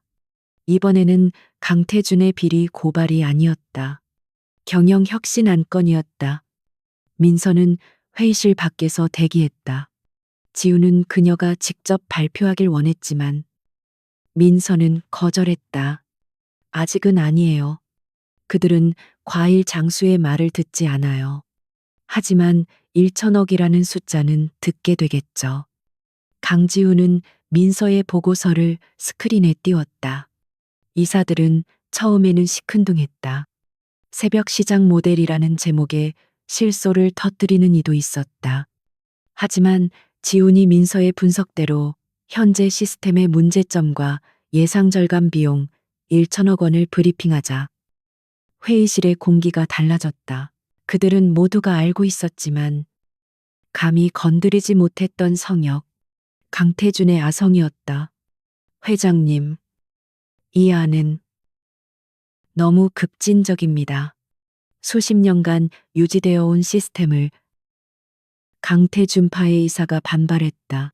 썩은 것은 도려내야 합니다. 지훈이 민서의 말을 인용했다. 1천억입니다. 여러분, 주주들에게 이것보다 더 좋은 소식이 있습니까? 이 혁신안을 반대하는 것은 곧 그룹의 손해를 방치하겠다는 뜻으로 받아들이겠습니다. 그는 강태준을 정면으로 노려봤다. 강태준은 얼굴이 불그락부르락했다. 비자금 문제와는 차원이 달랐다. 이것은 자신의 심장, 자신의 권력 기반 자체를 부정하는 공격이었다. 그는 이 안건이 통과되는 순간 자신이 그룹에서 쌓아 올린 모든 것이 무너질 것임을 직감했다. 감히 강태준은 회의가 끝나자마자 자신의 사무실로 돌아와 불같이 화를 냈다. 이건 지훈이 머리에서 나온 게 아니야. 그놈은 이런 실무적인 건 몰라. 대체 누가? 그때 서 회장이 조용히 입을 열었다. 보고서 제목 말입니다. 새벽 시장 모델. 강태준의 눈이 번뜩였다. 설마 그 과일 장수년이 그는 믿을 수 없다는 듯 웃음을 터뜨렸다. 하고작 과일 팔던 년이 감히 내 물류 제국에 손을 대 이게 말이 된다고 생각하십니까? 형수님, 무시하지 마세요. 서 회장이 차갑게 말했다. 우리는 이미 그 애한테 한 방 먹었어요. 50억짜리 미끼에 걸려서. 그 애는 우리가 생각하는 그런 멍청한 애가 아니에요. 그 애는 우리와 다른 방식으로 싸우는 짐승이에요. 강태준의 웃음이 멎었다. 그는 비로소 사태의 심각성을 깨달았다. 자신이 설치한 루머와 협박이라는 함정은 그 여자에게 통하지 않았다. 오히려 그 여자는 자신의 심장부를 향해 칼을 꽂아 넣었다. 좋습니다. 좋습니다. 아주 강태준의 눈에 살기가 번뜩였다. 시장의 방식이 그렇게 좋다고, 그럼 시장의 방식으로 되돌려주죠. 짐승은 짐승답게 다뤄야 합니다. 그는 더 이상 교활한 정치 싸움을 할 생각이 없었다. 저택에서의 모욕, 50억의 손실, 그리고 이제 자신의 영토까지 침범당했다. 그는 이성을 잃었다. 박 실장 대신 쓸만한 놈들, 아직 남아있지, 제일 금융놈들 말고 더 확실한 놈들로. 서 회장은 강태준의 눈빛에서 위험한 광기를 읽었지만 그녀 역시 민서를 제거해야 한다는 데에는 동의했다. 알아보죠. 하지만 지훈이가 가만히 있지 않을 겁니다. 상관없어, 강태준이 소리쳤다. 증거만 안 남기면 돼. 새벽 시장에서 트럭 사고 하나 나는 게 뭐 그리 대수라고. 감히 내 밥그릇을 건드린 대가가 뭔지. 그 천박한 과일 장수년에게 뼛속까지 가르쳐줘야겠어. 그는 소화기를 들었다. 이번에는 제일 금융 같은 합법을 가장한 사채업자가 아니었다. 진짜 피냄새를 맡고 움직이는, 돈이면 무엇이든 하는 해결사들이었다. 민서의 혁신하는 강지훈에게는 승리의 발판이었지만 동시에 강태준의 마지막 남은 이성마저 끊어버린 방아쇠가 되었다. 위기가 차원을 달리하여 민서의 목을 조여오고 있었다. 한서 로지스틱스 개혁안은 이사회의 거센 폭풍을 불러일으켰다. 강지훈이 제시한 1천억 원 절감이라는 숫자는 강태준의 오랜 아성을 지지하던 이사들조차 흔들리게 만들었다. 강태준은 자신이 수십 년간 쌓아 올린 성체가 고작 과일 장수년이 끄적거린 보고서 한 장에 금이 가기 시작했다는 사실에 이성을 잃었다. 그의 분노는 오만함을 넘어선 광기가 되었다. 그는 더 이상 언론 플레이나 정치적인 암투 따위는 생각하지 않았다. 짐승은 짐승답게. 그는 자신이 내뱉은 말을 실천에 옮기기로 했다. 그가 접촉한 해결사는 박 실장이나 제1금융의 어설픈 깡패들이 아니었다. 그는 곰을 다시 불렀다. 50억 손실의 책임을 물어 지하 창고에 감금했던 바로 그 곰이었다. 강태준은 곰에게 거부할 수 없는 제안을 했다. 김민서를 처리해라. 트럭 사고든 실족사든 상관없어. 아주 고통스럽게만 만들면 돼. 성공하면 내 빚은 물론 평생 먹고 살 돈을 주겠다. 복수심과 탐욕의 눈이 먼 곰에게 김민서는 이제 인생 역전의 목표물이 되었다. 한편 민서는 저택 서재에서 잠을 줄여가며 한서그룹의 자료를 파고들었다. 물류 개혁안은 시작에 불과했다. 강태준의 돈줄은 물류 외에도 분명히 더 존재했다. 그녀는 강태준이 그룹 내에서 어떻게 암처럼 퍼져나갔는지 그 뿌리를 찾고 있었다. 쥐와의 연락은 필수적이었지만 저택 내에서는 위험했다. 정보가 더 필요해요. 쥐가 아니면 알아낼 수 없는 시장 바닥의 정보가. 민서가 지훈에게 말했다. 지훈은 단호하게 반대했다. 안 돼. 강태준이 무슨 짓을 할지 몰라. 당신은 지금 이 집에서 가장 안전해. 그의 목소리에는 단순한 비즈니스 파트너에 대한 염려 이상의 것이 실려 있었다. 민서는 고집을 꺾지 않았다. 그럼 경호원을 붙여요. 하지만 정장 입은 경호원들은 가락시장에서 눈에 띄어요. 쥐는 절대 나타나지 않을 거예요. 이건 내 방식대로 해야 해요. 그녀는 지훈을 설득했다. 결국 지훈은 위치 추적기와 비상 호출 버튼을 그녀의 손목시계에 채워주는 조건으로 조 비서가 선별한 비노출 경호팀을 멀리서 따르게 하는 것에 동의했다. 새벽 3시. 민서는 다시 낡은 청바지와 점퍼 차림으로 돌아왔다. 그녀는 저택의 화려한 차고에서 가장 눈에 띄지 않는 검은색 세단을 직접 골라 몰았다. 칠흑 같은 어둠 속에서 그녀의 차는 조용히 가락시장으로 향했다. 그녀는 몰랐다. 곰의 무리들이 이미 며칠째 시장 입구에서 잠복하고 있었다는 것을. 민서는 시장의 가장 후미진 냉동 창고 뒤편에서 쥐를 만났다. 김 사장, 이거 위험해요. 강태준이 완전히 돌았어요. 제일 금융놈들이 아니라 진짜 칼잡이들을 풀었어요. 쥐가 다급하게 USB를 건넸다. 강태준의 또 다른 차명 계좌 내역이에요. 건설 자재, 납품, 비리 관련. 그 순간이었다. 찾았다. 이 개념곰의 포효와 함께 10여 명의 사내들이 쇠 파이프를 들고 사방에서 나타났다. 쥐는 연기처럼 사라졌다. 민서는 숨을 삼켰다. 경호팀은 너무 멀리 있었다.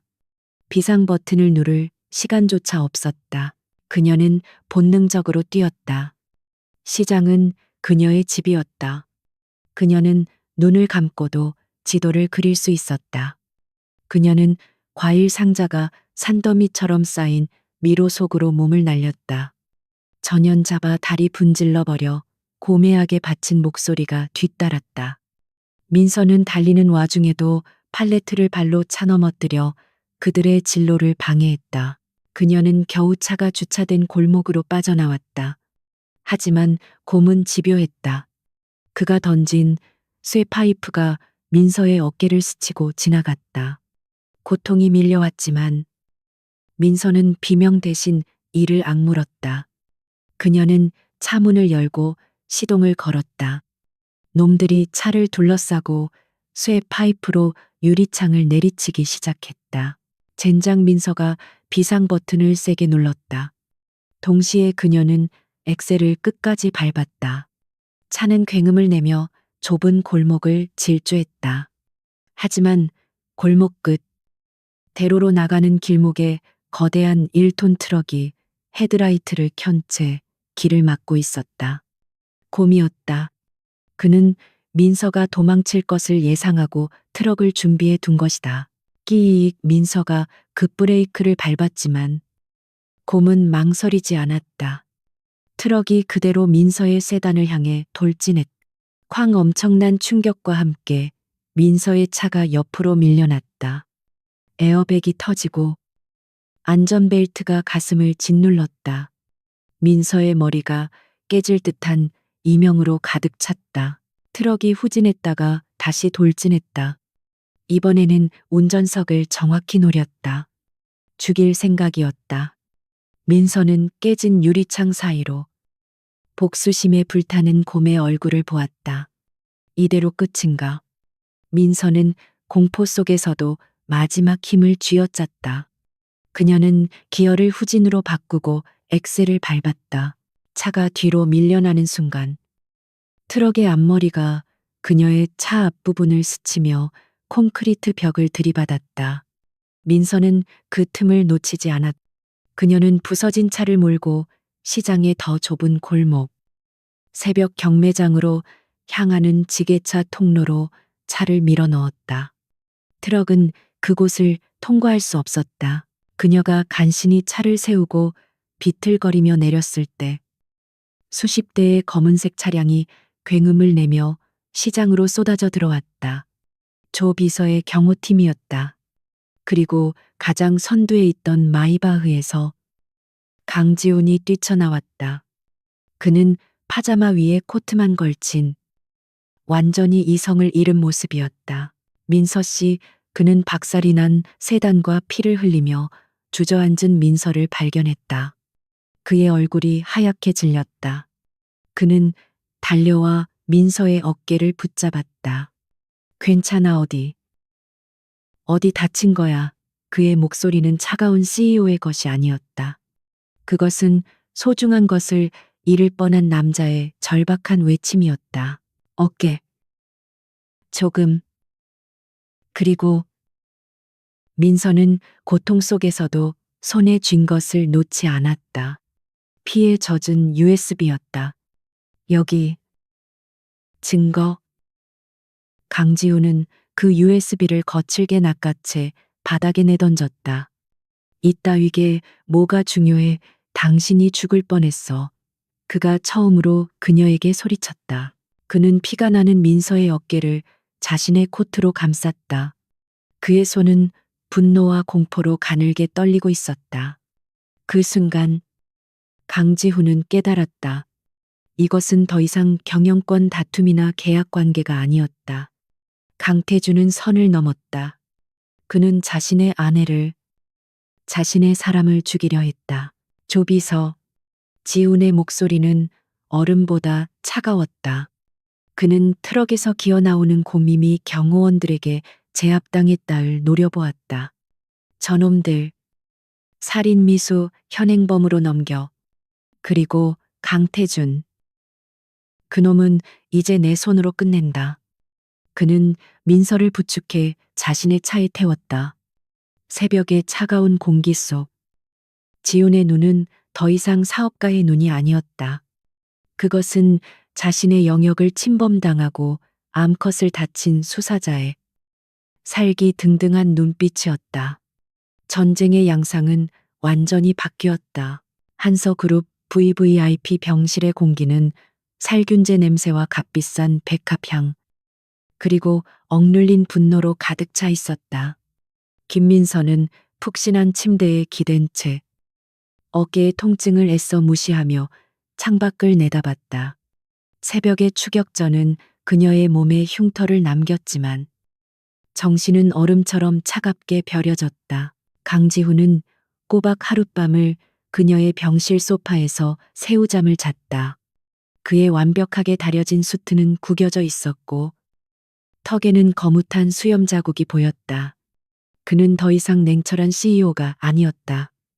그는 자신의 영역에서 피 냄새를 맡은 극도로 예민해진 포식자였다. 곰. 그자는 지금 경찰서 유치장에 있소. 살인 미수 및 특수 폭행 혐의로. 지훈이 낮은 목소리로 보고했다.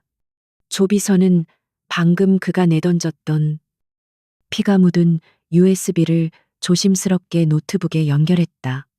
다행히 데이터는 살아 있었다. 화면에는 강태준의 건설 비자금 흐름이 복잡하게 펼쳐졌다. 이것만으로는 부족해요. 민서가 입을 열었다. 그녀의 목소리는 쉬어 있었지만 단호했다. 지훈의 눈이 그녀를 향했다. 부족하다니 살인 미수 현행범과 비자금 장부야. 강태준을 끌어내리기에 충분해. 민서는 고개를 저었다. 아니요. 강태준은 뱀이에요. 그는 곰을 희생시킬 거예요. 개인의 일탈이었다고, 곰이 당신을 원망해서 벌인 짓이라고 둘러대겠죠. 50억대, 박 실장을 잘라낸 것처럼. 그리고 이 USB. 주주총회까지 남은 시간은 단 3일이에요. 이 복잡한 장부를 이사들이 이해할까요? 강태준은 경영상에 필요였다고 우길 거예요. 그녀는 지훈을 똑바로 바라봤다. 우리에겐 그 모든 것을 하나로 묶을 강태준의 목소리가 필요해요. 그가 곰에게 직접 나를 공격하라고 지시했다는 증거. 혹은 이 비자금이 그의 것이라는 자백. 그것만이 저 늙은 여우들을 침묵시킬 수 있어요. 지훈은 마른 세수를 했다. 민서의 말이 맞았다. 강태준은 법망의 허점을 이용하는데 도 같은 인간이었다. 증거가 불충분하면 그는 오히려 이 모든 것을 경영권 찬탈을 위한 조작이라고 역공을 펼칠 터였다. 주주총회는 논리가 아니라 명분과 여론 싸움이었다. 하지만 어떻게 그놈은 절대 자기 꼬리를 잡히지 않아. 곰은 입을 열지 않을 거고. 그래서 덫을 놔야죠. 민서의 눈이 빛났다. 폭풍 전의 함정. 강태준이 지금 가장 원하는 게 뭘까요? 그는 우리가 실패하길 바라요. 우리가 가진 증거가 부족하다고 믿게 만들어야 해요. 그녀는 자리에서 일어나려다 어깨의 통증에 잠시 인상을 썼다. 그녀는 고통을 참으며 계획을 설명했다. 지금 당장 정보를 흘리세요. 조작된 정보, 강지훈 회장이 확보한 증거가 결정적이지 않다는 소문. 곰은 입을 굳게 다물고 있고 USB는 데이터가 일부 손상되어 복구 불가능하다고. 지훈은 즉시 그녀의 의도를 파악했다. 강태준을 방심하게 만든다. 방심을 넘어 오만하게 만드는 거예요. 민서가 말을 이었다. 그는 자신이 이겼다고 생각할 거예요. 고작 과일 장수년이 까불었지만 결국 아무것도 못했. 강지훈은 무능해서 아내 하나 못 지키고 증거 관리도 못한다고. 그는 주주총회에서 우리를 완벽하게 조롱할 준비를 하겠죠. 서 회장과 강태준은 실제로 그 가짜 정보에 완벽하게 속아 넘어갔다. 그들은 자신들의 비밀 별장에서 축배를 들었다. 그것 봐요. 쥐새끼는 쥐새끼일 뿐이야. 감히 호랑이 굴을 넘봐 강태준은 승리를 확신했다. 그는 남은 3일간 자신에게 반기를 들었던 이사들을 회유하고 중립파를 포섭하며 강지훈의 무능함을 설파하는데 모든 힘을 쏟기 시작했다. 그는 김민서 따위는 완전히 잊었다. 병실에 누워 떨고 있을 실패한 방패라고 생각했다. 그리고 그것이 그의 마지막 실수였다. 강태준이 축배를 드는 동안 민서는 병실에서 전쟁을 지휘하고 있었다. 곰의 가족을 찾아. 지금 당장. 강태준이 곰의 입을 막기 위해 분명 그 가족을 협박할 거야. 민서가 대포폰으로 속삭였다. 그녀의 예측은 정확했다. 쥐는 곰에게 홀어머니가 있다는 사실과 제일 금융놈들이 병원을 서성거리고 있다는 것을 알아냈다. 조 비서님. 민서는 즉시 조 비서에게 지시했다. 경호팀을 보내 곰의 어머니를 안전한 곳으로 모시세요. 최고급 의료진을 붙여서. 그리고 나를 곰과 만나게 해줘요. 단둘이. 지훈은 경악했다. 미쳤소. 당신을 죽이려 한 놈이야. 그래서 가야 해요. 민서가 지훈의 손을 잡았다. 그녀의 손은 차가웠지만 힘이 있었다. 그는 강태준의 칼이었지만 동시에 아들을 걱정하는 어머니의 아들이기도 해요. 시장 바닥놈들은 적어도 의리는 알아요. 강태준은 의리가 아니라 돈으로 그를 샀죠. 하지만 그는 배신당할 거예요. 그가 배신당했다는 걸 내가 알려줘야 해요. 다음 날 경찰서 특별 면회실. 민서는 붕대를 감은 어깨를 드러낸 채 수갑을 찬 곰과 마주 앉았다. 곰은 그녀를 보고도 아무런 표정 변화가 없었다. 죽이러 왔나, 마음대로 해. 당신 어머니. 어제 심장 발작이 오셨더군. 민서가 조용히 말했. 곰의 눈동자가 격렬하게 흔들렸다. 내년이. 내가 손 썼어. 지금 한서 병원 VVIP실에. 내 담당 의사가 직접 돌보고 있어. 살아계셔.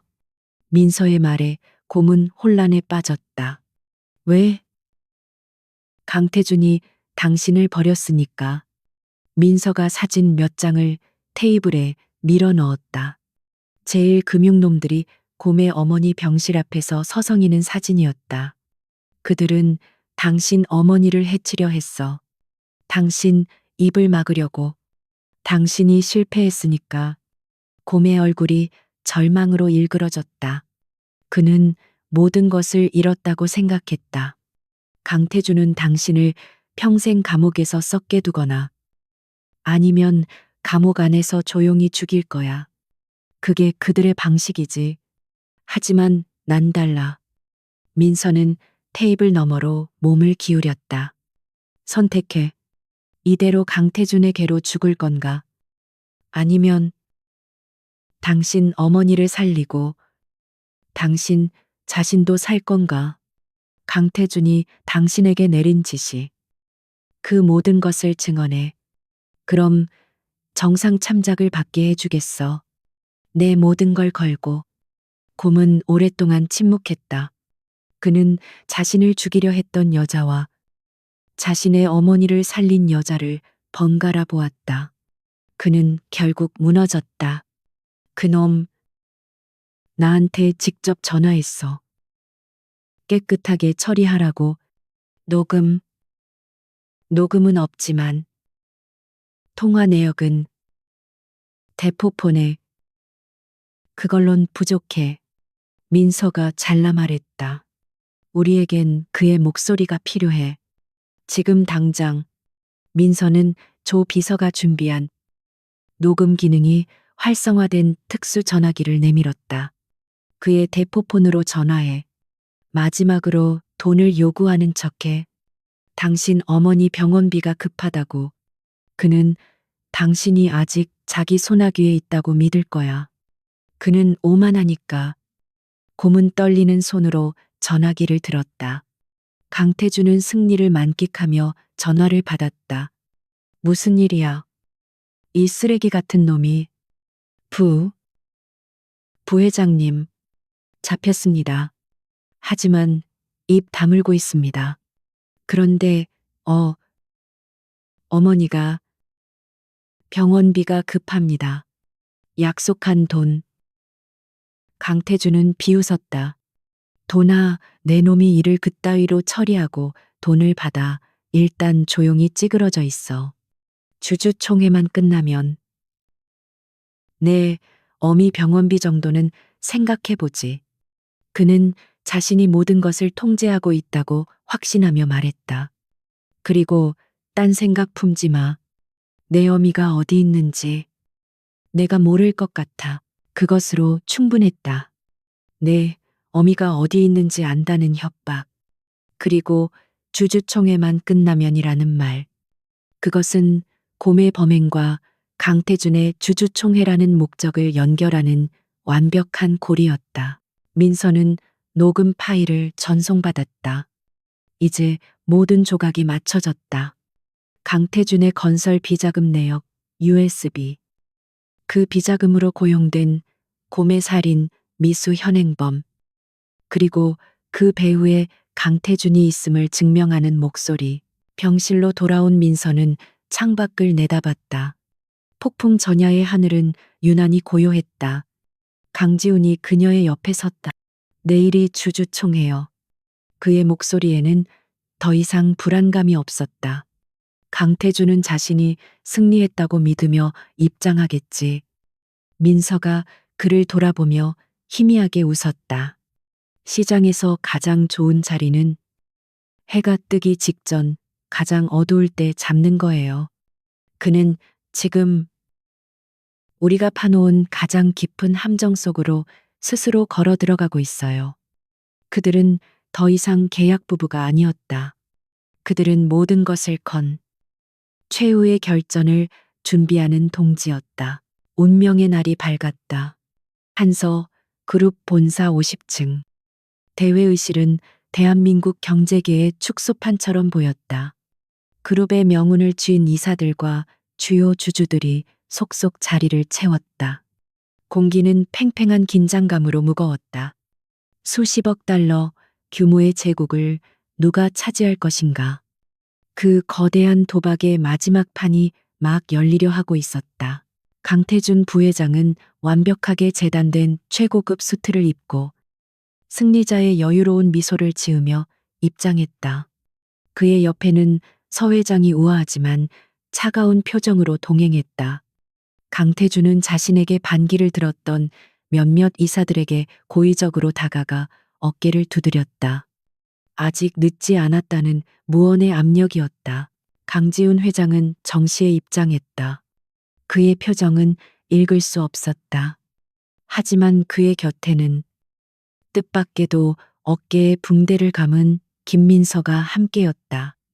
그녀는 값비싼 드레스 대신 단정한 비즈니스 슈트를 입고 있었다.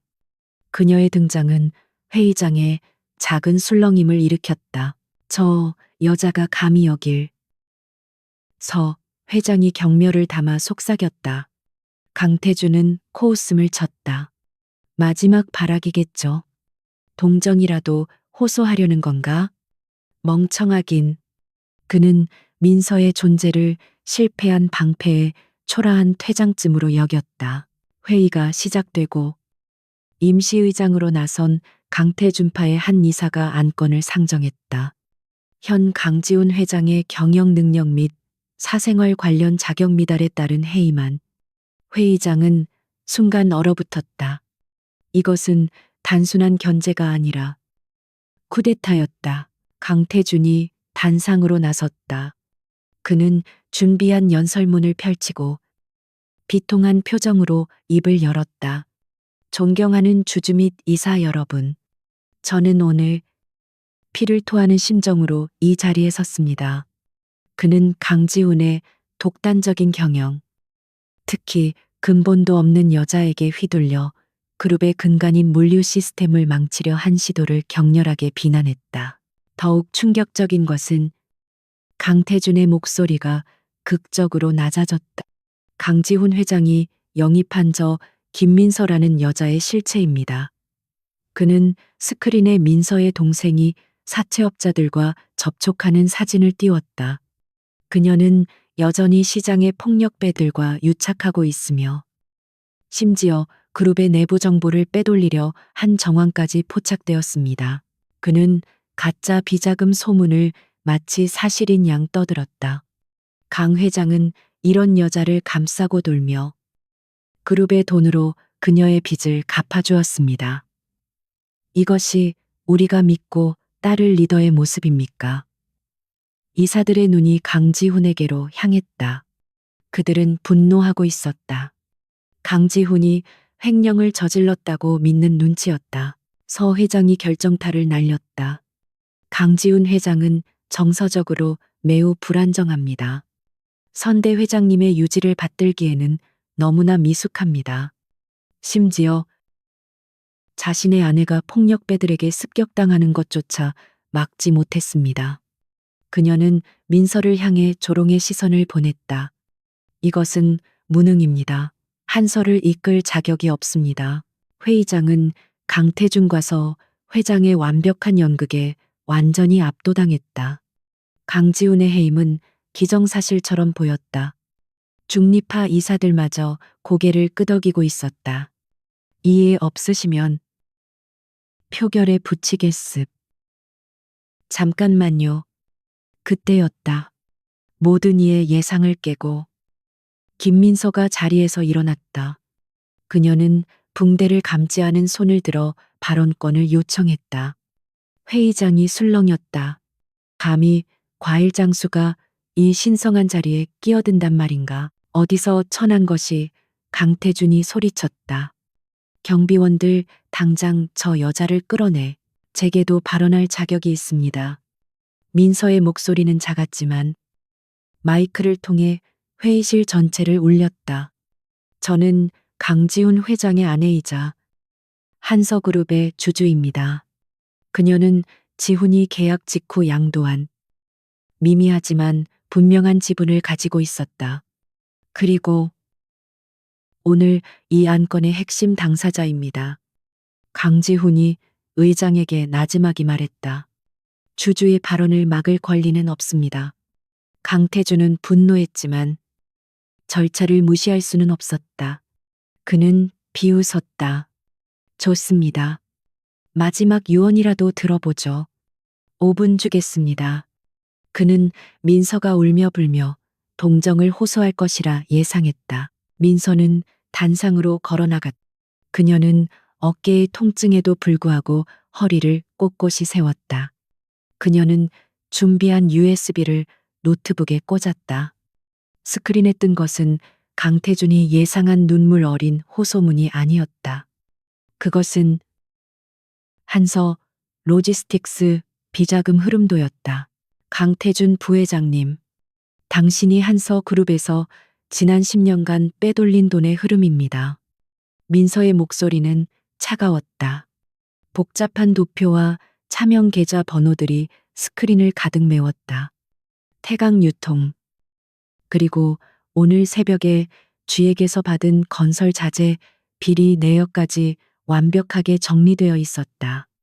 연간 1천억의 손실이 아니라 당신이 1천억을 횡령한 것이죠. 저건 조작이야. 강태준의 얼굴이 하얗게 질렸다.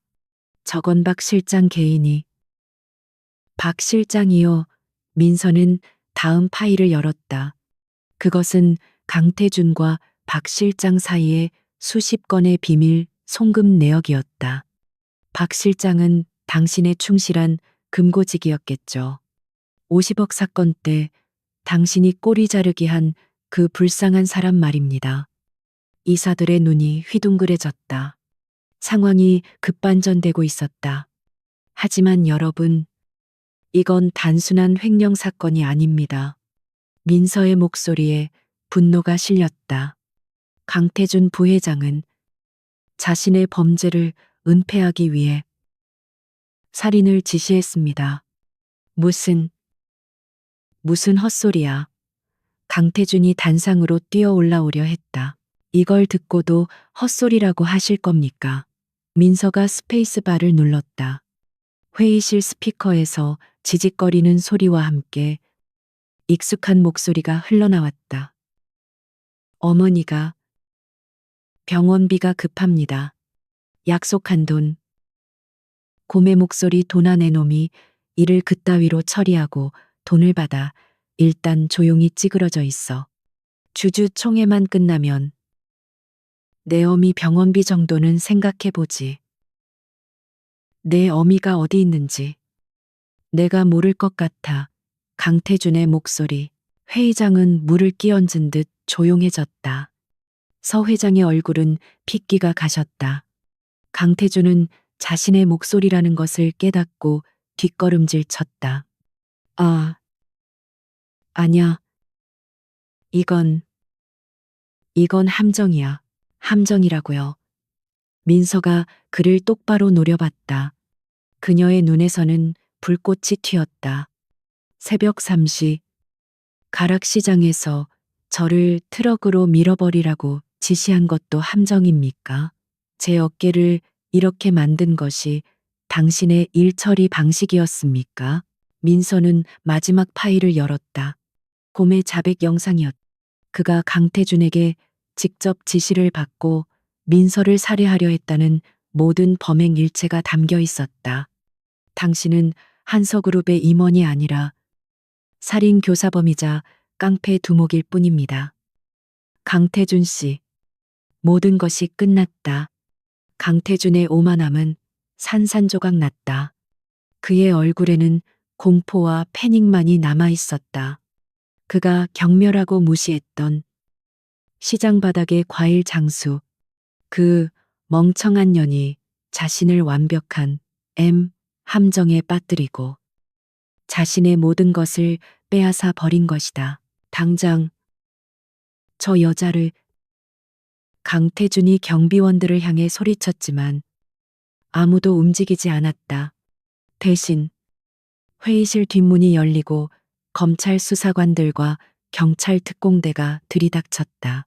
강태준 씨, 횡령, 배임 및 살인 교사 혐의로 긴급 체포합니다. 수사관이 미란다 원칙을 고지하며 그에게 수갑을 채웠다. 서 회장님, 귀하께서도 공범 혐의로 함께 가주셔야겠습니다. 안 돼, 이건화, 난 한서 그룹 부회장이야.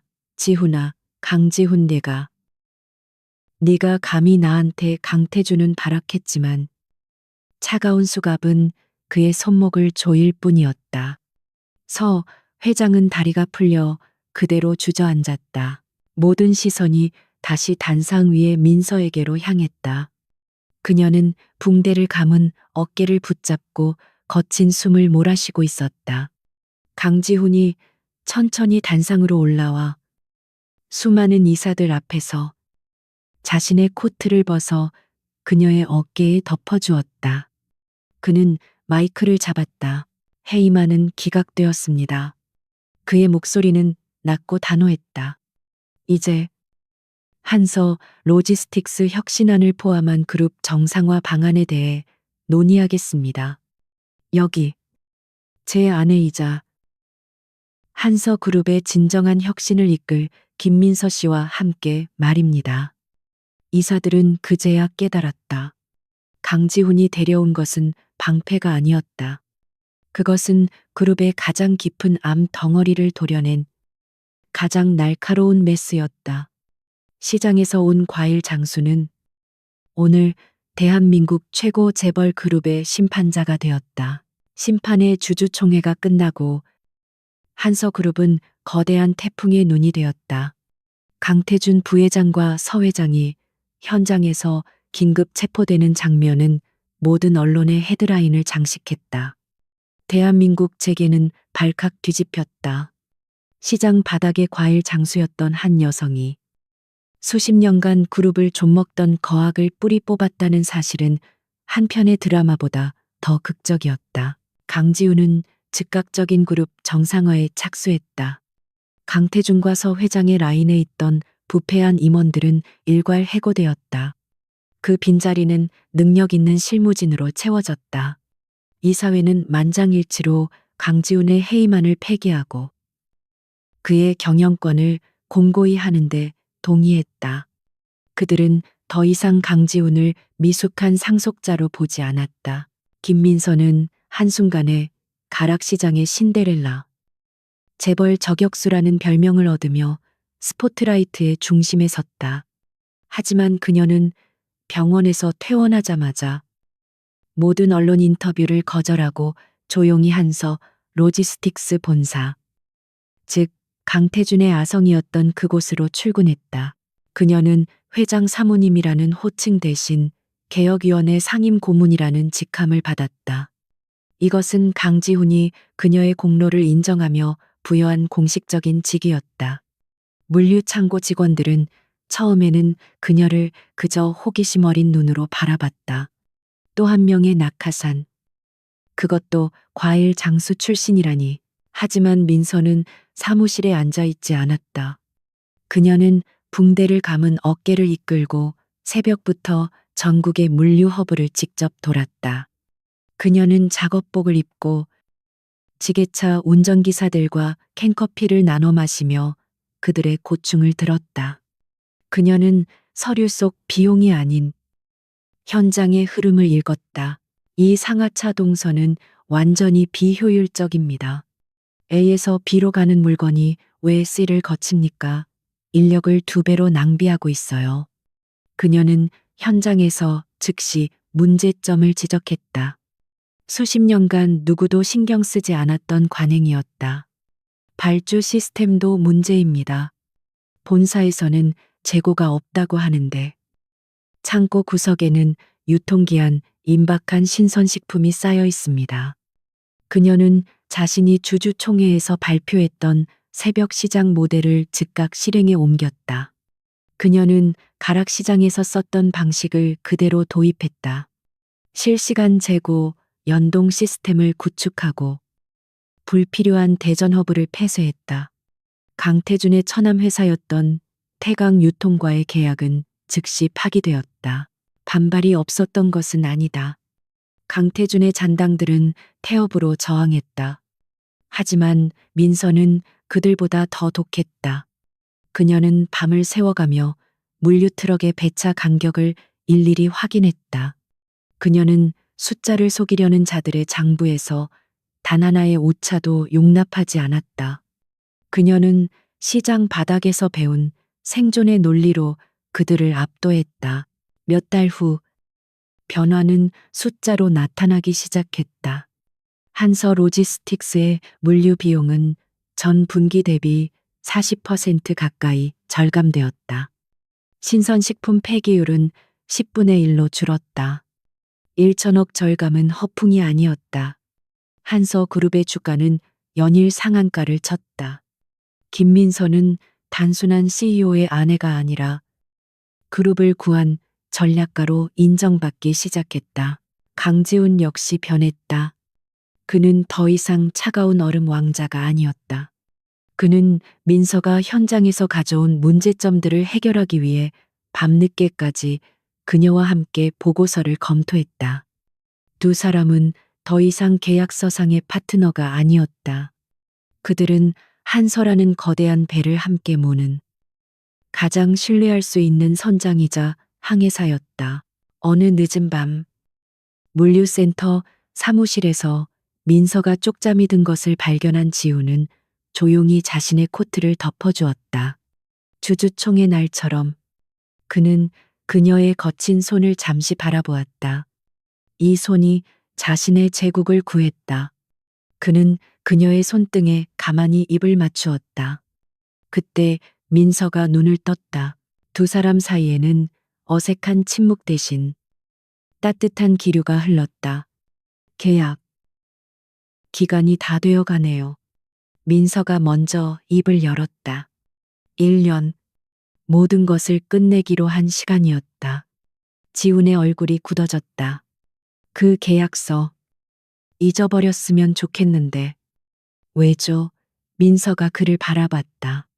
난 내 몫을 다 했어요. 13억. 받을 자격 있잖아요. 그녀의 말투는 장난스러웠지만 눈은 진지했다. 지우는 그녀의 손을 놓지 않았다. 13억이 아니라 한서 그룹 전체를 줘도 아깝지 않아. 하지만 내가 원하는 건 그런 거래가 아니오. 그는 처음으로 자신의 감정을 솔직하게 드러냈다. 당신이 없는 한서 그룹은 상상할 수 없어. 그리고 당신이 없는 내 인생도. 민서는 웃지 않았다. 그녀는 이 남자가 자신에게 어떤 의미인지 오랫동안 생각해왔다. 그는 그녀에게 새로운 세상을 보여주었고, 그녀는 그에게 생존하는 법을 가르쳤다. 그들은 서로의 가장 부족한 부분을 채워주는 완벽한 한 쌍이었다. 그럼 계약서를 새로 써야겠네요. 지훈이 의아한 표정을 짓자 민서가 웃음을 터뜨렸다. 이번엔 기간 없는 종신 계약으로. 그리고 조건은 상호 존중. 그리고 가끔은 시장 떡볶이도 같이 먹어줄 것. 지우는 그제야 환하게 웃었다. 그는 그녀를 끌어안았다. 붕대가 풀린 그녀의 어깨는 더 이상 아프지 않았다. 몇 달 뒤 강태준과 서 회장은 법의 심판을 받았다. 살인교사 및 수천억대 횡령 혐의로 두 사람 모두 무기징역에 가까운 중형을 선고받았다. 그들의 탐욕스러운 시대는 그렇게 막을 내렸다. 박 할머니는 민서의 도움으로 작은 아파트를 얻었고, 동생 민주는 복학하여 수석을 놓치지 않았다. 1년 후, 가을, 가락시장은 여전히 활기가 넘쳤다. 하지만 그곳의 풍경은 조금 달라져 있었다. 한서 로지스틱스의 최신 저온 유통 트럭들이 질서정연하게 신선한 과일을 실어 나르고 있었다. 민서가 도입한 산지 직송 시스템 덕분에 중간 유통 마진이 사라졌고 상인들의 수익은 크게 늘었다. 민서는 오랜만에 경기 상회가 있던 자리를 찾았다. 그녀는 더 이상 과일 장수가 아니었지만 그곳의 냄새를 잊지 않았다. 그때 누군가 그녀에게 붉고 잘 익은 사과 하나를 건넸다. 강지훈이었다. 그는 값비싼 수트 대신 편안한 캐주얼 차림이었다. AI, 김 사장님. 오늘 시세가 어때요? 그가 능청스럽게 물었다. 민서는 사과를 받아 한 입 베어 물었다. 달콤한 과즙이 입안에 퍼졌다. 최고네요. 오늘 장사 잘 되겠어요. 강서방. 두 사람은 시장의 소음 속에서 마주보며 웃었다. 과일 장수에서 도시 최고 재벌 CEO의 아내로 그녀의 인생은 완전히 뒤바뀌었다. 하지만 그녀는 자신을 잃지 않았다. 그녀는 뿌리를 내린 곳이 시장 바닥이든 재벌가의 펜트하우스든 상관없이 자신만의 방식으로 삶을 일구어냈다. 그녀는 더 이상 방패가 아니었다. 그녀는 한서그룹의 심장이자 강지훈의 유일한 파트너가 되어 그곳에 단단히 뿌리내린 삶을 살아가고 있었다.